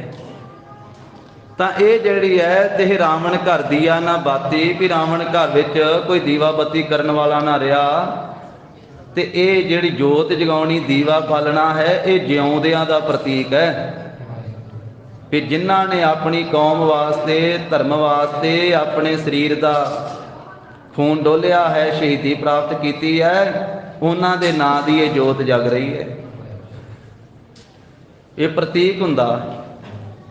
ਤਾਂ ਇਸ ਤੇ ਮਹਾਰਾਜ ਸਾਹਿਬ ਜੀ ਕਹਿਣ ਲੱਗੇ ਕਿ ਕੋਈ ਸਾਧੂ ਹੈ ਜੋ ਪਿਤਾ ਜੀ ਦੇ ਸਥਾਨ ਦੇ ਉੱਤੇ ਨਿਤਾ ਪ੍ਰਤੀ ਝਾੜੂ ਦੇਵੇ ਤੇ ਇਸ ਥਾਂ ਦੇ ਉੱਤੇ ਉਹ ਘਿਓ ਦਾ ਦੀਵਾ ਬਾਲਣਾ ਕਰੇ। ਸ੍ਰੀ ਗੁਰਦੇਵ ਸੇਵ ਹਿਤ ਧਰੈ। ਤੇ ਸ੍ਰੀ ਗੁਰਦੇਵ ਭਾਵ ਪਿਤਾ ਗੁਰੂ ਤੇਗ ਬਹਾਦਰ ਸਾਹਿਬ ਮਹਾਰਾਜ ਜੀ ਦੀ ਸੇਵਾ ਦੇ ਵਿੱਚ ਕੋਈ ਹਿੱਤ ਧਰੇ, ਪ੍ਰੇਮ ਕਰੇ, ਪ੍ਰੇਮ ਦੇ ਨਾਲ ਪਿਤਾ ਜੀ ਦੇ ਸਥਾਨ ਦੀ ਸੇਵਾ ਕਰੇ। ਸੀਸਗੰਜ ਸਾਹਿਬ ਦੀ 3 ਵਾਰ ਗੁਰ ਬਚਨ ਉਚਾਰਾ। ਇਹ ਸਤਿਗੁਰੂ ਜੀ ਨੇ ਆਨੰਦਪੁਰ ਸਾਹਿਬ ਛੱਡਣ ਤੋਂ ਪਹਿਲਾਂ ਪਿਤਾ ਜੀ ਦੇ ਅਸਥਾਨ ਦੇ ਉੱਤੇ 3 ਵਾਰੀ ਬਚਨ ਕਿਹਾ ਕਿ ਕੋਈ ਸਾਧੂ ਹੈ ਜੋ ਇਸ ਥਾਂ ਦੇ ਉੱਤੇ ਰਹਿ ਕਰਕੇ ਤੇ ਪਿਤਾ ਜੀ ਦੇ ਅਸਥਾਨ ਦੀ ਸੇਵਾ ਕਰੇ। ਰਹਿ ਕੋ ਬੋਲਿਓ ਡਰ ਉਰ ਧਾਰਾ। ਤੇ ਡਰ ਹੀ ਬੜਾ ਜ਼ਿਆਦਾ ਸੀ। ਹੁਣ ਸਤਿਗੁਰੂ ਜੀ ਸਾਰੇ ਸਿੰਘਾਂ ਦੇ ਸਮੇਤ ਆਨੰਦਪੁਰ ਸਾਹਿਬ ਛੱਡ ਕੇ ਜਾ ਰਹੇ ਤੇ 10 ਲੱਖ ਤੋਂ ਵਧੇਕ ਫੌਜ ਨੇ ਘੇਰਾ ਪਾਇਆ ਹੋਇਆ। ਉਹਨਾਂ ਨੇ ਚੜ੍ਹ ਕੇ ਆਉਣਾ, ਫਿਰ ਇੱਥੇ ਕੱਲੀ ਕੱਲੀ ਵਸਤੂ ਦੀ ਤਲਾਸ਼ੀ ਲਈ ਜਾਣੀ ਹੈ, ਕੱਲੇ ਕੱਲੇ ਮਕਾਨ ਨੂੰ ਚੰਗੀ ਤਰ੍ਹਾਂ ਤਲਾਸ਼ੀ ਲਈ ਜਾਣੀ ਹੈ, ਵੇਖਿਆ ਜਾਣਾ ਹੈ। ਤੇ ਉਸ ਵੇਲੇ ਫਿਰ ਡਰ ਧਾਰਿਆ ਹੋਇਆ ਸਾਰਿਆਂ, ਕੋਈ ਨਹੀਂ ਬੋਲਿਆ। ਸਾਰਿਆਂ ਦੇ ਹਿਰਦੇ ਵਿੱਚ ਡਰ ਹੈ ਕਿ ਹੁਣ ਇੱਥੇ ਕੌਣ ਰਵੇ, ਇੱਥੇ ਝਾੜੂ ਕੌਣ ਦੇਵੇ, ਇੱਥੇ ਦੀਵਾ ਕੌਣ ਬਾਲੇ। ਅਚਰਜ ਸਵਾਂਗ ਵਿਸਾਲ ਅਰੰਭੇ। ਇਹ ਸਤਿਗੁਰਾਂ ਨੇ ਤੇ ਅਚਰਜ ਹੀ ਸਵਾਂਗ ਅਰੰਭਿਆ ਹੋਇਆ ਹੈ, ਬਹੁਤ ਵੱਡਾ। ਕਿ ਮਹਾਰਾਜ ਸਾਹਿਬ ਜੀ ਤਾਂ ਮੌਜ ਦੇ ਮਾਲਕ, ਇੰਨਾ ਸਮਾਂ ਹੱਠ ਧਾਰ ਕੇ ਇੱਥੇ 7 ਮਹੀਨਿਆਂ ਤੋਂ ਵਧੇਕ ਸਮਾਂ ਮਹਾਰਾਜ ਸਾਹਿਬ ਜੀ ਨੇ ਫੌਜ ਨੂੰ ਨੇੜੇ ਨਹੀਂ ਲੱਗਣ ਦਿੱਤਾ। ਤੇ ਹੁਣ ਸਤਿਗੁਰੂ ਜੀ ਸਾਰੇ ਸਿੰਘਾਂ ਦੇ ਸਮੇਤ ਆਨੰਦਪੁਰ ਸਾਹਿਬ ਛੱਡ ਕੇ ਜਾ ਰਹੇ ਹਨ। ਰਹੇ ਨ ਧੀਰਜ ਭਏ ਅਚੰਭੇ। ਕਿਸੇ ਦੇ ਵਿੱਚ ਕਹਿੰਦੇ ਧੀਰਜ ਨਹੀਂ ਉਸ ਵੇਲੇ ਰਹਿ ਗਈ, ਸਾਰੇ ਹੈਰਾਨ ਹੋ ਗਏ, ਅਚੰਭੇ ਦੇ ਸਹਿਤ ਹੋ ਗਏ। ਇੱਕ ਗੁਰ ਬਖਸ਼ ਸਾਧ ਢਿੱਗ ਖਰਿਓ। ਇੱਕ ਗੁਰਬਖਸ਼ ਸਾਧੂ ਸੀ, ਉਦਾਸੀ ਸਾਧੂ, ਜੋ ਇਹ ਗੁਰੂ ਕੇ ਪੰਥ ਦਾ ਅੰਗ ਹੈ। ਇਹ ਨਿਰਮਲੇ ਸਾਧੂ ਤੇ ਉਦਾਸੀ ਸਾਧੂ, ਜਿਨ੍ਹਾਂ ਨੇ ਗੁਰੂ ਘਰਾਂ ਦੀ ਗੁਰੂ ਕੀ ਆਗਿਆ 'ਚ ਰਹਿ ਕੇ ਮਹਾਨ ਸੇਵਾਵਾਂ ਕੀਤੀਆਂ। ਭੰਗਾਣੀ ਦੇ ਪਹਿਲੇ ਯੁੱਧ ਦੇ ਵਿੱਚ ਵੀ ਉਦਾਸੀਆਂ ਦਾ ਮਹੰਤ ਕਿਰਪਾਲ ਦਾਸ ਉਦਾਸੀ ਸੀ, ਉਹਨੇ ਹਯਾਤ ਖਾਂ ਦਾ ਸਿਰ ਭੰਨਿਆ ਸੀ।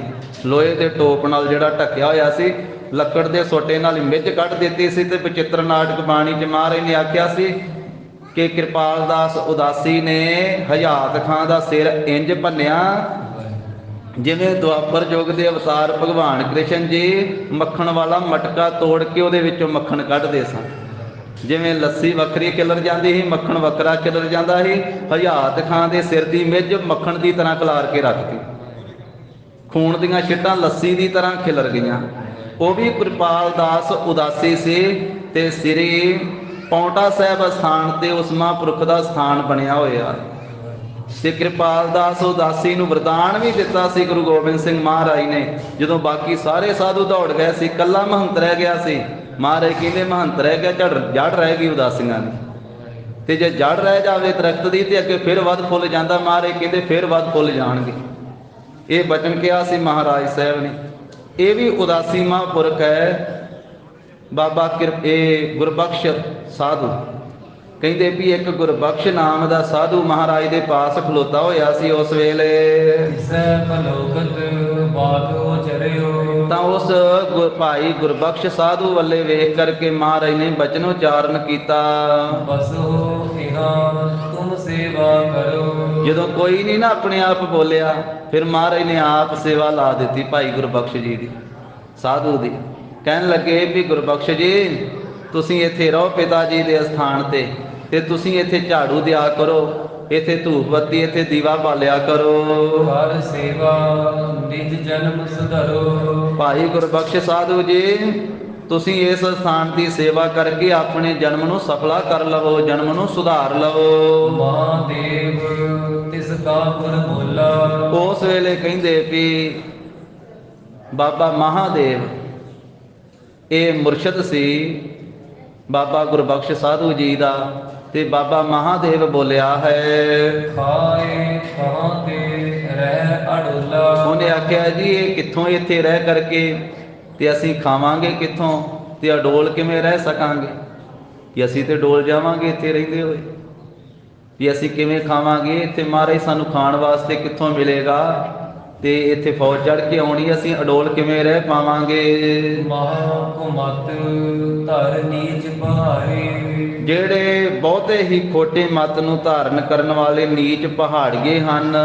ਕਰਹਿ ਬੈਰ ਪਛਾਨ ਤੁਮਾਰੀ। ਇਹ ਕਲਗੀਧਰ ਪਾਤਸ਼ਾਹ ਤੁਸੀਂ ਸ੍ਰੀ ਅਨੰਦਪੁਰ ਸਾਹਿਬ ਨੂੰ ਛੱਡ ਕੇ ਚਲੇ ਜਾਓਗੇ, ਇਹ ਨੀਚ ਪਹਾੜੀਏ ਕੁਮਤ ਨੂੰ ਧਾਰਨ ਵਾਲੇ ਸਾਡੇ ਨਾਲ ਮਗਰੋਂ ਵੈਰ ਕਰਨਗੇ ਆਪ ਜੀ ਤੋਂ ਬਾਅਦ।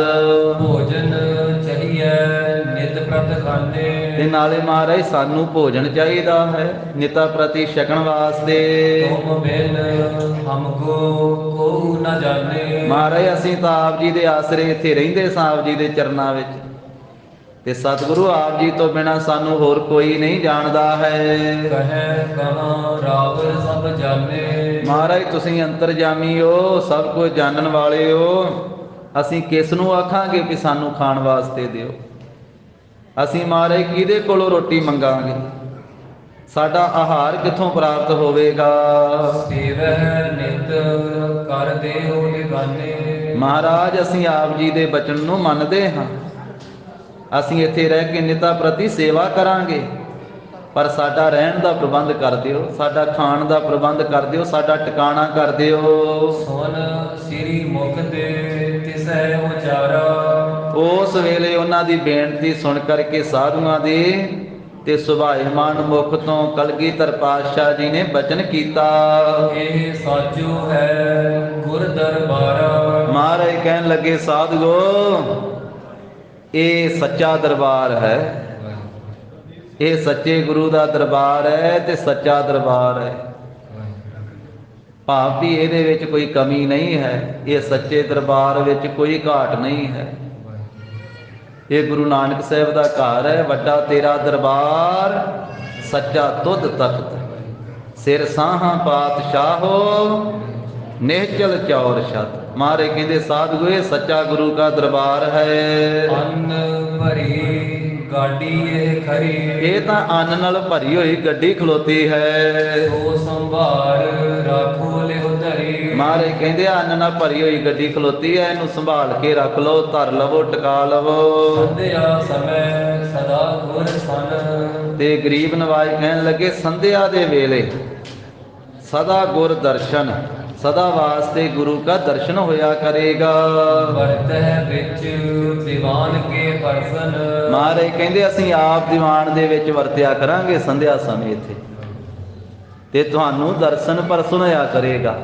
ਰੋਜ਼ ਸੰਧਿਆ ਸਮੇਂ ਜਦੋਂ ਦੀਵਾਨ ਸਜਾਇਆ ਕਰੋਗੇ ਤੇ ਸੰਧਿਆ ਸਮੇਂ ਸੰਗਤ ਦੇ ਵਿੱਚ ਸਾਡਾ ਦਰਸ਼ਨ ਪ੍ਰਾਪਤ ਹੋਇਆ ਕਰੇਗਾ। ਕਿਸ ਪ੍ਰਕਾਰ ਹਵੈ ਕਮੀ ਨ ਖਾਏ। ਮਹਾਰਾਜ ਕਹਿਣ ਲੱਗੇ ਇੱਥੇ ਕਦੇ ਵੀ ਕਮੀ ਨਹੀਂ ਆਵੇਗੀ। ਕਿਸ ਪ੍ਰਕਾਰ ਹੋਵੇ ਕਮੀ ਨਾ ਖਾਈ, ਕਿਸੇ ਪ੍ਰਕਾਰ ਦੀ ਵੀ ਕਦੇ ਵੀ ਕੋਈ ਕਮੀ ਇਸ ਥਾਂ ਤੇ ਨਹੀਂ ਆਵੇਗੀ। ਨਿਸ ਦਿਨ ਹਮ ਤੁਮ ਹੋਏ ਸਹਾਈ। ਰਾਤ ਦਿਨੇ ਅਸੀਂ ਤੁਹਾਡੀ ਸਹਾਇਤਾ ਕਰਾਂਗੇ, ਰਾਤ ਦਿਨੇ ਅਸੀਂ ਸਹਾਈ ਹੋਵਾਂਗੇ। ਨਹਿ ਕਿਮ ਗਮੀ ਕਰੋ ਮਨ ਮਾਰੀ। ਤੁਸੀਂ ਮਨ ਵਿੱਚ ਕੋਈ ਗਮ ਨਾ ਕਰਿਓ ਸਾਧਗੋ, ਅਸੀਂ ਰਾਤ ਦਿਨੇ ਤੁਹਾਡੀ ਅੰਗ ਸੰਗ ਸਹਾਇਤਾ ਕਰਾਂਗੇ। ਤੁਸੀਂ ਇਸ ਸਥਾਨ ਦੀ ਸੇਵਾ ਕਰਨੀ ਹੈ। ਇਸ ਥਲ ਕਮੀ ਹੋਏ ਕਿਮ ਨਾਹੀ। ਕਿਸੇ ਪ੍ਰਕਾਰ ਵੀ ਕੋਈ ਕਮੀ ਇੱਥੇ ਨਹੀਂ ਹੋਵੇਗੀ।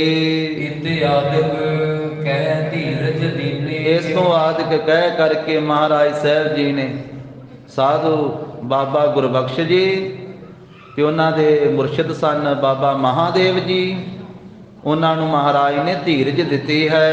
ਤਬ ਤਿਨ ਸੁਨ ਪਦ ਬੰਦਨ ਕੀਨੀ। ਇਹਨਾਂ ਦੋਹਾਂ ਸਾਧੂਆਂ ਨੇ ਮਹਾਰਾਜ ਦੇ ਬਚਨ ਸੁਣ ਕੇ ਧੀਰਜ ਵਾਲੇ ਫਿਰ ਗੁਰੂ ਜੀ ਦੇ ਚਰਨਾਂ ਕਮਲਾਂ ਤੇ ਮੱਥਾ ਟੇਕਿਆ। ਰਹਿਓ ਧੀਰ ਧਰ ਗੁਰ ਬਚ ਮਾਨੇ। ਫਿਰ ਬਾਬਾ ਗੁਰਬਖਸ਼ ਸਾਧੂ ਜੀ ਗੁਰੂ ਜੀ ਦਾ ਬਚਨ ਮੰਨ ਕੇ ਧੀਰਜ ਧਰ ਕੇ ਸ੍ਰੀ ਅਨੰਦਪੁਰ ਸਾਹਿਬ ਦੇ ਵਿੱਚ ਸਤਿਗੁਰਾਂ ਦੇ ਪਿਤਾ ਜੀ ਦੇ ਅਸਥਾਨ ਤੇ ਗੁਰਦੁਆਰਾ ਸੀਸਗੰਜ ਸਾਹਿਬ ਜੀ ਦੇ ਅਸਥਾਨ ਦੀ ਸੇਵਾ ਕਰਨ ਵਾਸਤੇ ਰਹਿ ਪਏ। ਪ੍ਰਭੂ ਪਰਕਰਮਾ ਕਰਤ ਬਿਆਨੇ। ਤੇ ਪ੍ਰਭੂ ਧੰਨ ਗੁਰੂ ਗੋਬਿੰਦ ਸਿੰਘ ਸਾਹਿਬ ਜੀ ਨੇ ਪਿਤਾ ਜੀ ਦੇ ਅਸਥਾਨ ਦੀਆਂ ਪਰਿਕਰਮਾ ਕੀਤੀਆਂ। ਪਰਿਕਰਮਾ ਕਰਕੇ ਫਿਰ ਉੱਥੋਂ ਕੂਚ ਕਰ ਦਿੱਤਾ। ਵੇਖੋ ਇਹਨਾਂ ਉਦਾਸੀ ਮਹਾਂਪੁਰਖਾਂ ਦੀ ਕਿੱਡੀ ਵੱਡੀ ਸੇਵਾ ਹੈ। ਉਸ ਮੌਕੇ ਦੇ ਉੱਤੇ ਆਨੰਦਪੁਰ ਸਾਹਿਬ ਵਿੱਚ ਰਹਿਣਾ ਕੋਈ ਸੌਖੀ ਗੱਲ ਨਹੀਂ ਸੀ। ਹੋਰ ਕੋਈ ਵੀ ਆਨੰਦਪੁਰ ਸਾਹਿਬ ਵਿੱਚ ਨਹੀਂ। ਆਨੰਦਪੁਰ ਸਾਹਿਬ ਛੱਡ ਕੇ ਜਾ ਰਹੇ ਆ ਸਤਿਗੁਰੂ ਸਾਹਿਬ ਜੀ ਸਾਰੇ ਸਿੰਘ ਮਹਾਰਾਜ ਦੇ ਨਾਲ, ਪਰ ਗੁਰੂ ਦਾ ਬਚਨ ਮੰਨ ਕੇ ਉੱਥੇ ਰਹੇ। ਪਰ ਮਹਾਰਾਜ ਨੇ ਬਚਨ ਕਹਿ ਦਿੱਤਾ ਨਾ ਵੀ ਅਸੀਂ ਰਵਾਂਗੇ ਤੁਹਾਡੇ ਪਾਸ, ਦਿਨੇ ਰਾਤ ਅਸੀਂ ਤੁਹਾਡੀ ਸੇਵਾ, ਅਸੀਂ ਤੁਹਾਡੀ ਰੱਖਿਆ ਕਰਾਂਗੇ, ਦਿਨੇ ਰਾਤ ਅਸੀਂ ਰਾਖੀ ਕਰਾਂਗੇ। ਤੁਸੀਂ ਇਸ ਸਥਾਨ ਦੀ ਸੇਵਾ ਕਰਨੀ ਹੈ। ਨਾਲੇ ਮਹਾਰਾਜ ਨੇ ਕਿਹਾ ਇੱਥੇ ਕਮੀ ਕੋਈ ਨਹੀਂ ਰਹਿਣੀ ਤੇ ਸੰਧਿਆ ਵੇਲੇ ਸਾਡੇ ਦਰਸ਼ਨ ਵੀ ਪ੍ਰਾਪਤ ਹੋਇਆ ਕਰਨਗੇ ਸੰਗਤ ਦੇ ਵਿੱਚ। ਤਾਂ ਮਹਾਰਾਜ ਸਾਹਿਬ ਜੀ ਫਿਰ ਉੱਥੋਂ ਪਰਿਕਰਮਾ ਕਰਕੇ ਅੱਗੇ ਚੱਲ ਪਏ ਹਨ। ਸਜਿਓ ਤੁਰੰਗਮ ਤਦ ਛਿਨ ਆਇਓ। ਸਜਿਆ ਹੋਇਆ ਗੁਰੂ ਕਾ ਘੋੜਾ ਛੇਤੀ ਆ ਗਿਆ।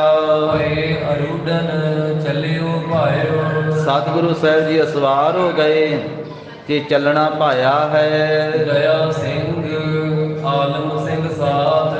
ਹੁਣ ਜਦੋਂ ਮਹਾਰਾਜ ਸਾਹਿਬ ਜੀ ਆਨੰਦਪੁਰ ਸਾਹਿਬ ਤੋਂ ਚੱਲੇ ਨਾ ਤੇ ਇੱਕ ਪਾਸੇ ਪਿਆਰੇ ਦਇਆ ਸਿੰਘ ਜੀ ਹਨ ਮਹਾਰਾਜ ਦੇ ਨਾਲ, ਤੇ ਨਾਲ ਹਨ ਭਾਈ ਆਲਮ ਸਿੰਘ ਜੀ, ਉਦੈ ਸਿੰਘ ਆਗੇ ਚਲਨਾਥ ਤੇ ਭਾਈ ਉਦੇ ਸਿੰਘ ਜੀ। ਇਹ ਤਿੰਨੇ ਸਿੰਘ ਮਾਲਕ ਗੁਰੂ ਗੋਬਿੰਦ ਸਿੰਘ ਜੀ ਤੋਂ ਅੱਗੇ ਅੱਗੇ ਚੱਲ ਰਹੇ ਹਨ ਗੁਰੂ ਕੀ ਆਗਿਆ ਦੇ ਨਾਲ। ਪਿਆਰੇ ਦਇਆ ਸਿੰਘ ਜੀ, ਭਾਈ ਆਲਮ ਸਿੰਘ ਜੀ, ਭਾਈ ਉਦੇ ਸਿੰਘ ਜੀ ਇਹ ਅੱਗੇ ਚੱਲ ਰਹੇ ਹਨ। ਮੁਕਤੇ ਸਿੰਘ ਬਾਗ ਵਿੱਚ ਚਲੇ। ਤੇ ਜੋ ਮੁਕਤੇ ਸਿੰਘ ਹਨ ਪੰਜੇ ਹੀ ਸਿੰਘ ਉਹ ਮਹਾਰਾਜ ਦੇ ਖੱਬੇ ਪਾਸੇ ਹੋ ਕੇ ਚੱਲ ਰਹੇ ਹਨ। ਮੋਹਕਮ ਸਿੰਘ ਸਾਹਿਬ ਸਿੰਘ ਭਲੇ। ਤੇ ਪੰਜਾਂ ਪਿਆਰਿਆਂ ਵਿੱਚੋਂ ਪਿਆਰੇ ਮੋਹਕਮ ਸਿੰਘ ਜੀ, ਪਿਆਰੇ ਸਾਹਿਬ ਸਿੰਘ ਜੀ ਜੋ ਬੜੇ ਪਿਆਰੇ ਭਲੇ ਚੰਗੇ ਸਿੰਘ ਹਨ ਸ੍ਰੇਸ਼ਟ। ਰੱਬ ਕੇ ਦਾਨ ਪਾਸੇ ਹੋਏ। ਉਹ ਪ੍ਰਭੂ ਧੰਨ ਗੁਰੂ ਗੋਬਿੰਦ ਸਿੰਘ ਮਹਾਰਾਜ ਜੀ ਦੇ ਸੱਜੇ ਪਾਸੇ ਹੋ ਕਰਕੇ ਚੱਲ ਰਹੇ। ਪਿੱਛੇ ਚਲੇ ਸਿੰਘ ਸਭ ਕੋਏ। ਬਾਕੀ ਜਿੰਨੇ ਸਿੰਘ ਆ ਉਹ ਸਾਰੇ ਪਿੱਛੇ ਹੋ ਕੇ ਚੱਲੇ ਹਨ। ਕੁਝ ਸਿੰਘ ਅੱਗੇ ਵੀ ਦੁਸ਼ਮਣ ਆ ਅੱਗੇ, ਉਹ ਮਹਾਰਾਜ ਦੀ ਸੇਵਾ ਵਿੱਚ ਅੱਗੇ ਅੱਗੇ ਚੱਲੇ। ਕੁਝ ਖੱਬੇ ਪਾਸੇ, ਕੁਝ ਸੱਜੇ ਪਾਸੇ, ਬਾਕੀ ਦੇ ਸਾਰੇ ਸਿੰਘ ਪਿੱਛੇ ਚੱਲੇ। ਸਤਿਗੁਰ ਕੋ ਨੇ ਬੀਚ ਪਿਆਰੇ। ਸਤਿਗੁਰੂ ਜੀ ਨੂੰ ਵਿਚਕਾਰ ਲਿਆ ਹੋਇਆ ਹੈ। ਇਸ ਤਰ੍ਹਾਂ ਚਾਰ ਛਪੇਰੇ ਸਿੰਘ ਹੋ ਕਰਕੇ ਚੱਲੇ। ਚੜਿਓ ਅਜੀਤ ਸਿੰਘ ਧਨ ਪਾਲੇ। ਗੁਰੂ ਕਾ ਵੱਡਾ ਸਾਹਿਬਜ਼ਾਦਾ ਧੰਨ ਬਾਬਾ ਅਜੀਤ ਸਿੰਘ ਸਾਹਿਬ ਜੀ, ਉਹ ਵੀ ਅਸਵਾਰ ਹੋਏ ਆ ਘੋੜੇ ਤੇ ਹੱਥ ਦੇ ਵਿੱਚ ਕਹਿੰਦੇ ਧਨ ਪਾਨੇ ਧਨੁੱਖ ਫੜਿਆ ਹੋਇਆ ਹੈ। ਜੋਰਾਵਰ ਸਿੰਘ ਦੂਸਰ ਨੰਦ। ਤੇ ਦੂਸਰਾ ਹੈ ਜੁਝਾਰ ਸਿੰਘ ਦੂਸਰ ਨੰਦ। ਸੋ ਬਾਬਾ ਜੁਝਾਰ ਸਿੰਘ ਸਾਹਿਬ ਜੀ ਦੂਸਰੇ ਗੁਰੂ ਕੇ ਸਾਹਿਬਜ਼ਾਦੇ ਉਹ ਚੱਲੇ ਹਨ। ਕਿਉਂਕਿ ਵੱਡੇ ਸਾਹਿਬਜ਼ਾਦੇ ਬਾਬਾ ਅਜੀਤ ਸਿੰਘ ਜੀ ਤੇ ਬਾਬਾ ਜੁਝਾਰ ਸਿੰਘ ਜੀ ਮਹਾਰਾਜ ਦੇ ਨਾਲ, ਛੋਟੇ ਸਾਹਿਬਜ਼ਾਦੇ ਬਾਬਾ ਜੋਰਾਵਰ ਸਿੰਘ ਜੀ ਤੇ ਬਾਬਾ ਫਤਿਹ ਸਿੰਘ ਜੀ ਮਾਂ ਗੁਜਰ ਕੌਰ ਜੀ ਦੇ ਨਾਲ। ਤਾਂ ਦੂਸਰਾ ਗੁਰੂ ਕਾ ਸਾਹਿਬਜ਼ਾਦਾ ਬਾਬਾ ਜੁਝਾਰ ਸਿੰਘ ਜੀ, ਚੱਲੇ ਪਿਤਾ ਪਛਾਤ ਅਮੰਦ। ਦੋਵੇਂ ਗੁਰੂ ਕੇ ਸਾਹਿਬਜ਼ਾਦੇ ਪਿਤਾ ਜੀ ਦੇ ਪਿੱਛੇ ਪਿੱਛੇ ਬੜੀ ਕਾਲੀ ਦੇ ਨਾਲ, ਛੇਤੀ ਦੇ ਨਾਲ ਚੱਲ ਰਹੇ ਹਨ।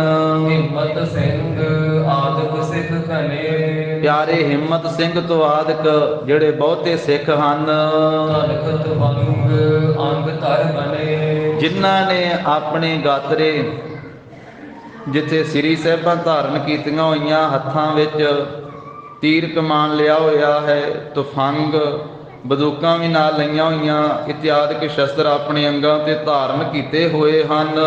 ਤੋੜੇ ਸੁਲਗਤ ਕਸੇ ਦੁਗਾੜੇ, ਤੇ ਤੋੜੇ ਸੁਲਗ ਰਹੇ ਹਨ। ਦੋ ਦੋ ਗੋਲੀਆਂ ਕਹਿੰਦੇ ਬੰਦੂਕਾਂ ਵਿੱਚ ਪਾਈਆਂ, ਦੁਨਾਲੀਆਂ ਰੱਖੀਆਂ ਹੋਈਆਂ ਆਪਣੇ ਕੋਲੇ। ਜੜੇ ਕਲਾ ਫੜ ਮੋੜ ਤੇ ਝਾੜੇ, ਤੇ ਤੋੜੇ ਸੁਲਗਦੇ ਹੋਏ ਕਲਾ ਦੇ ਉੱਤੇ ਜੜੇ ਹਨ ਤੇ ਮੋੜ ਕਰਕੇ ਝਾੜੇ ਹੋਏ ਹਨ। ਲਈ ਬਰੂਦ ਜਮਾਏ ਪਲੀਤੇ, ਤੇ ਬਰੂਦ ਵਿੱਚ ਪਾਇਆ ਹੋਇਆ ਤੇ ਪਲੀਤੇ ਜਮਾਏ ਹੋਏ ਹਨ। ਕਿਨ ਸਰਪੋਸ ਉਗਾੜਨ ਕੀਤੇ, ਸਰਪੋਸ ਕਹਿੰਦੇ ਹਨ ਵੀ ਉਸ ਮੌਕੇ ਦੇ ਉੱਤੇ ਪੁਰਾਣੀ ਤੋੜੇਦਾਰ ਬੰਦੂਕਾਂ ਦੇ ਪਲੀਤੇ ਤੇ ਇੱਕ ਜਿਹੜਾ ਢੱਕਣ ਲੱਗਾ ਹੁੰਦਾ ਸੀ, ਉਹਦਾ ਨਾਮ ਸਰਪੋਸ ਹੈ, ਉਹਨੂੰ ਉਗਾੜਿਆ ਹੋਇਆ ਹੈ। ਕੀਰਤਕ ਖਚਰਨ ਤੀਰਨ ਭਾਰ, ਕਿੰਨੀਆਂ ਹੀ ਖਚਰਾਂ ਜਿਹੜੀਆਂ ਹਨ ਉਹਨਾਂ ਦੇ ਉੱਤੇ ਤੀਰਾਂ ਦੇ ਭਾਰ, ਤੀਰਾਂ ਦੀਆਂ ਪੰਡਾਂ ਜਿਹੜੀਆਂ ਲੱਦੀਆਂ। ਲਾਦ ਲਈ ਚਾਲੀ ਪ੍ਰਭ ਲਾਰ, ਕਹਿੰਦੇ ਵੀ ਉਹ ਲੈਣ ਲਾ ਕੇ ਖਚਰਾਂ ਤੁਰ ਰਹੀਆਂ ਵਾ, ਉਹਨਾਂ ਦੇ ਉੱਤੇ ਤੀਰਾਂ ਦੀਆਂ ਪੰਡਾਂ ਲੱਦੀਆਂ ਹੋਈਆਂ ਹਨ।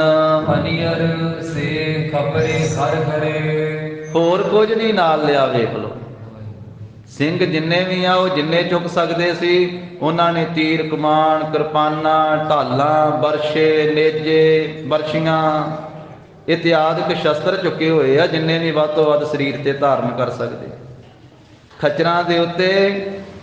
ਸੋ ਉਸ ਵੇਲੇ ਤੀਰਾਂ ਦੀਆਂ ਪੰਡਾਂ ਲੱਦੀਆਂ ਹੋਈਆਂ, ਤੇ ਉਹ ਤੀਰ ਕਿਸ ਤਰ੍ਹਾਂ ਦੇ ਆ? ਕਵੀ ਜੀ ਕਹਿੰਦੇ ਫਣੀਅਰ ਸਿੱਖ ਖਪਰੇ ਖਰ ਖਰੇ।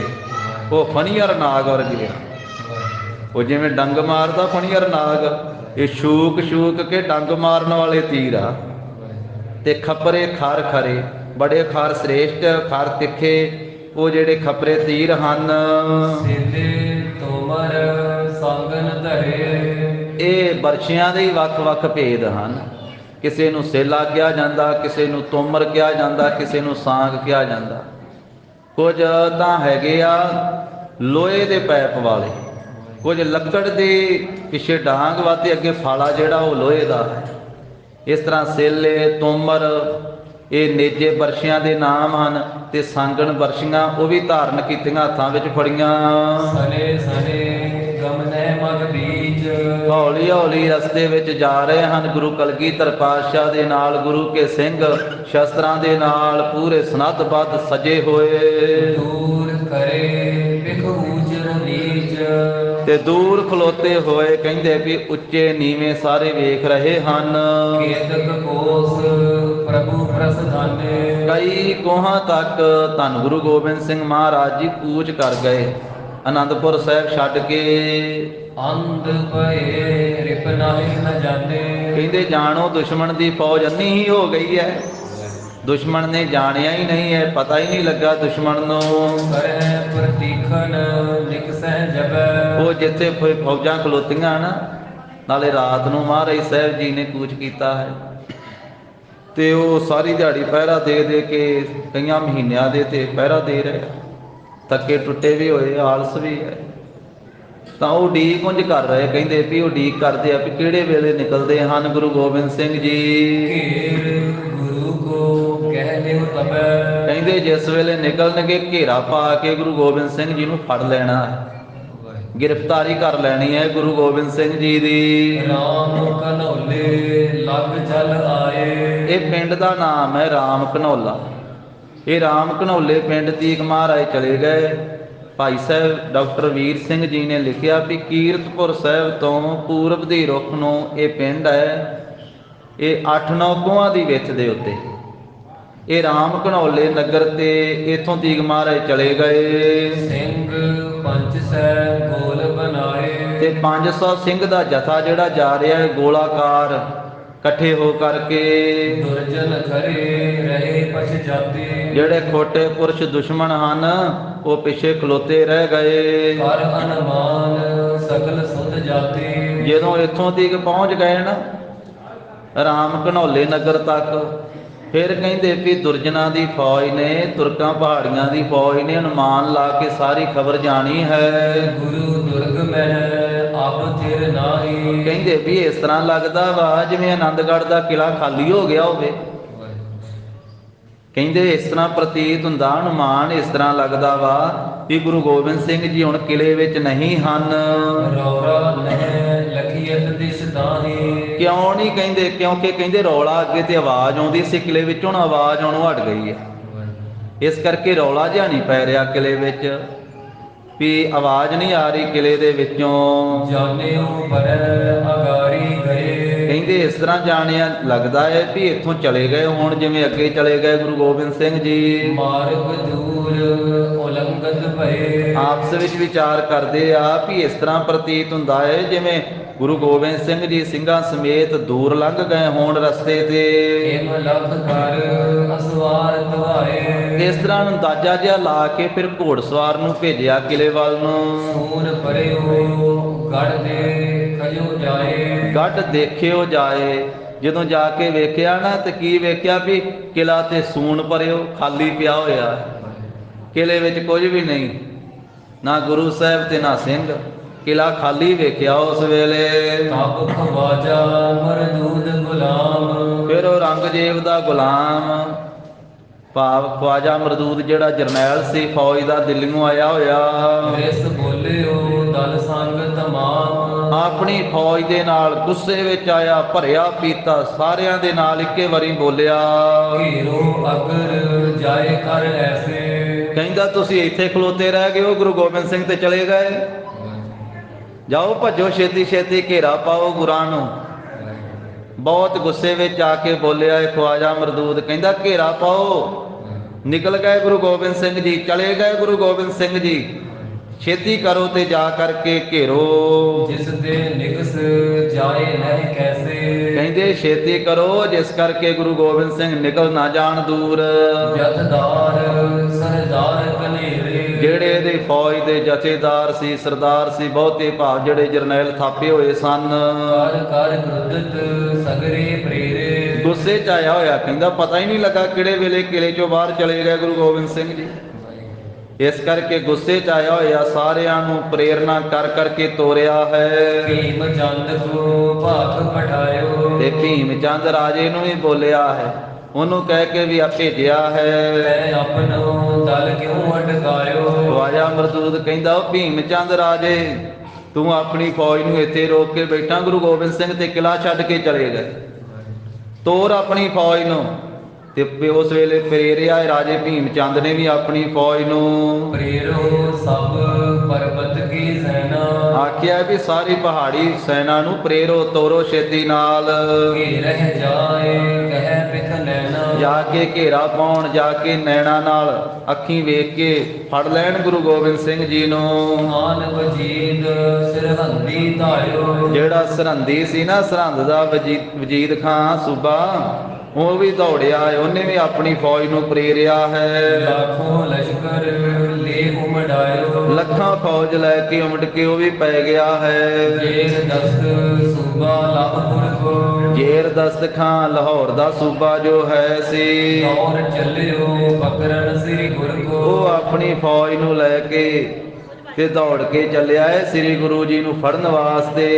ਬੇਸ਼ੁਮਾਰ ਜਿਮ ਨਿਸ ਅੰਧਿਆਏ, ਬੇਸ਼ੁਮਾਰ ਫੌਜ ਸਾਰੀ ਰਾਜਿਆਂ ਦੀ, ਖਵਾਜੇ ਮਰਦੂਦ ਦੀ, ਸਰਹੰਦ ਦੇ ਸੂਬੇ ਵਜੀਦੇ ਦੀ, ਲਾਹੌਰ ਦੇ ਸੂਬੇ ਜੇਰ ਦਸਤ ਖਾਂ ਦੀ, ਗਿਣਤੀ ਤੋਂ ਪਰੇ ਫੌਜ ਹੈ। ਤੇ ਇਸ ਤਰ੍ਹਾਂ ਦੌੜੀ, ਕਹਿੰਦੇ ਜਾਣੋ ਰਾਤ ਹਨੇਰੀ ਤੇ ਆਈ ਸੀ ਨਾ, ਹਨੇਰੀ ਰਾਤ ਦੀ ਤਰ੍ਹਾਂ, ਕਹਿੰਦੇ ਹਨੇਰੀ ਰਾਤ ਜਿਵੇਂ ਦੌੜਦੀ ਹੈ। ਸੈਨਾ ਉਮੜੀ ਸਭ ਇੱਕ ਵਾਰੀ, ਇੱਕੇ ਵਾਰ ਸਾਰੀ ਫੌਜ ਉਮੜ ਕੇ ਪਈ ਹੈ। ਹੋਰ ਸੂਰਜ ਕੋ ਪਕਰਨ ਹੇਤ, ਬੜੀ ਕਮਾਲ ਦੀ ਗੱਲ ਕੀਤੀ ਹੈ ਭਾਈ ਸੰਤੋਖ ਸਿੰਘ ਜੀ ਨੇ। ਕਹਿੰਦੇ ਜਿਵੇਂ ਹਨੇਰੀ ਰਾਤ ਸੂਰਜ ਨੂੰ ਫੜਨ ਵਾਸਤੇ ਦੌੜੇ। ਕਦੀ ਰਾਤ ਸੂਰਜ ਨੂੰ ਫੜ ਸਕਦੀ ਹੈ? ਸੂਰਜ ਜਦੋਂ ਚੜ੍ਹਦਾ ਹੈ ਤੇ ਹਨੇਰਾ ਨੂਰਾ ਉਹ ਭੱਜ ਜਾਂਦਾ, ਹਨੇਰੇ ਦੀਆਂ ਧੱਜੀਆਂ ਡਾ ਦਿੰਦਾ ਸੂਰਜ। ਕਹਿੰਦੇ ਵੀ ਹਨੇਰੀ ਰਾਤ ਦੀ ਤਰ੍ਹਾਂ ਇਹ ਸਾਰੀ ਫੌਜ ਦੌੜੀ ਹੈ ਗੁਰੂ ਸੂਰਜ ਨੂੰ ਫੜਨ ਵਾਸਤੇ। ਗਹਿ ਗਹਿ ਅਯੁੱਧ ਉਮੜੇ ਖੇਤ, ਸ਼ਸਤਰ ਫੜ ਫੜ ਕੇ ਮੈਦਾਨੇ ਜੰਗ ਵਿੱਚ ਉਮੜ ਕੇ ਤੁਰ ਪਏ। ਕੋ ਆਗੈ ਕੋ ਪਛਾਤ, ਕੋਈ ਅੱਗੇ ਭੱਜਾ ਜਾਂਦਾ, ਕੋਈ ਪਿੱਛੇ ਭੱਜਾ ਜਾਂਦਾ।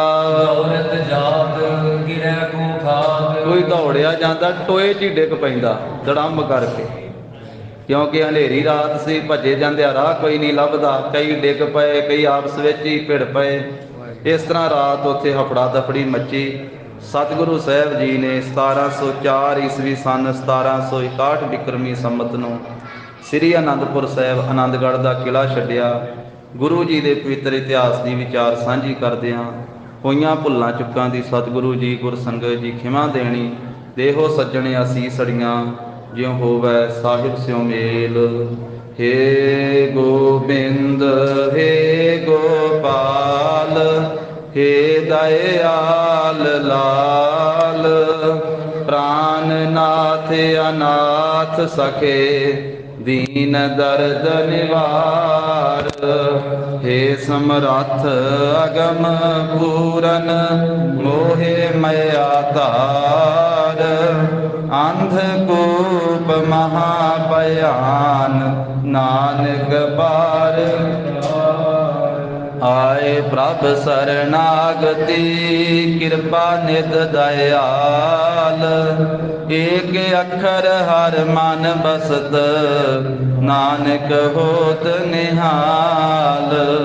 ਕਥਾ ਨਿਤਾ ਪ੍ਰਤ ਹੋਤ ਹੈ ਸੁਨਹੁ ਸਿੰਘ ਸੁਜਾਨ। ਨਾਨਕ ਗੁਰ ਗੋਬਿੰਦ ਸਿੰਘ ਜੀ ਸਦਾ ਕਰੇ ਕਲਿਆਣ। ਨਾਨਕ ਗੁਰ ਗੋਬਿੰਦ ਸਿੰਘ ਜੀ ਸਦਾ ਕਰੇ ਕਲਿਆਣ।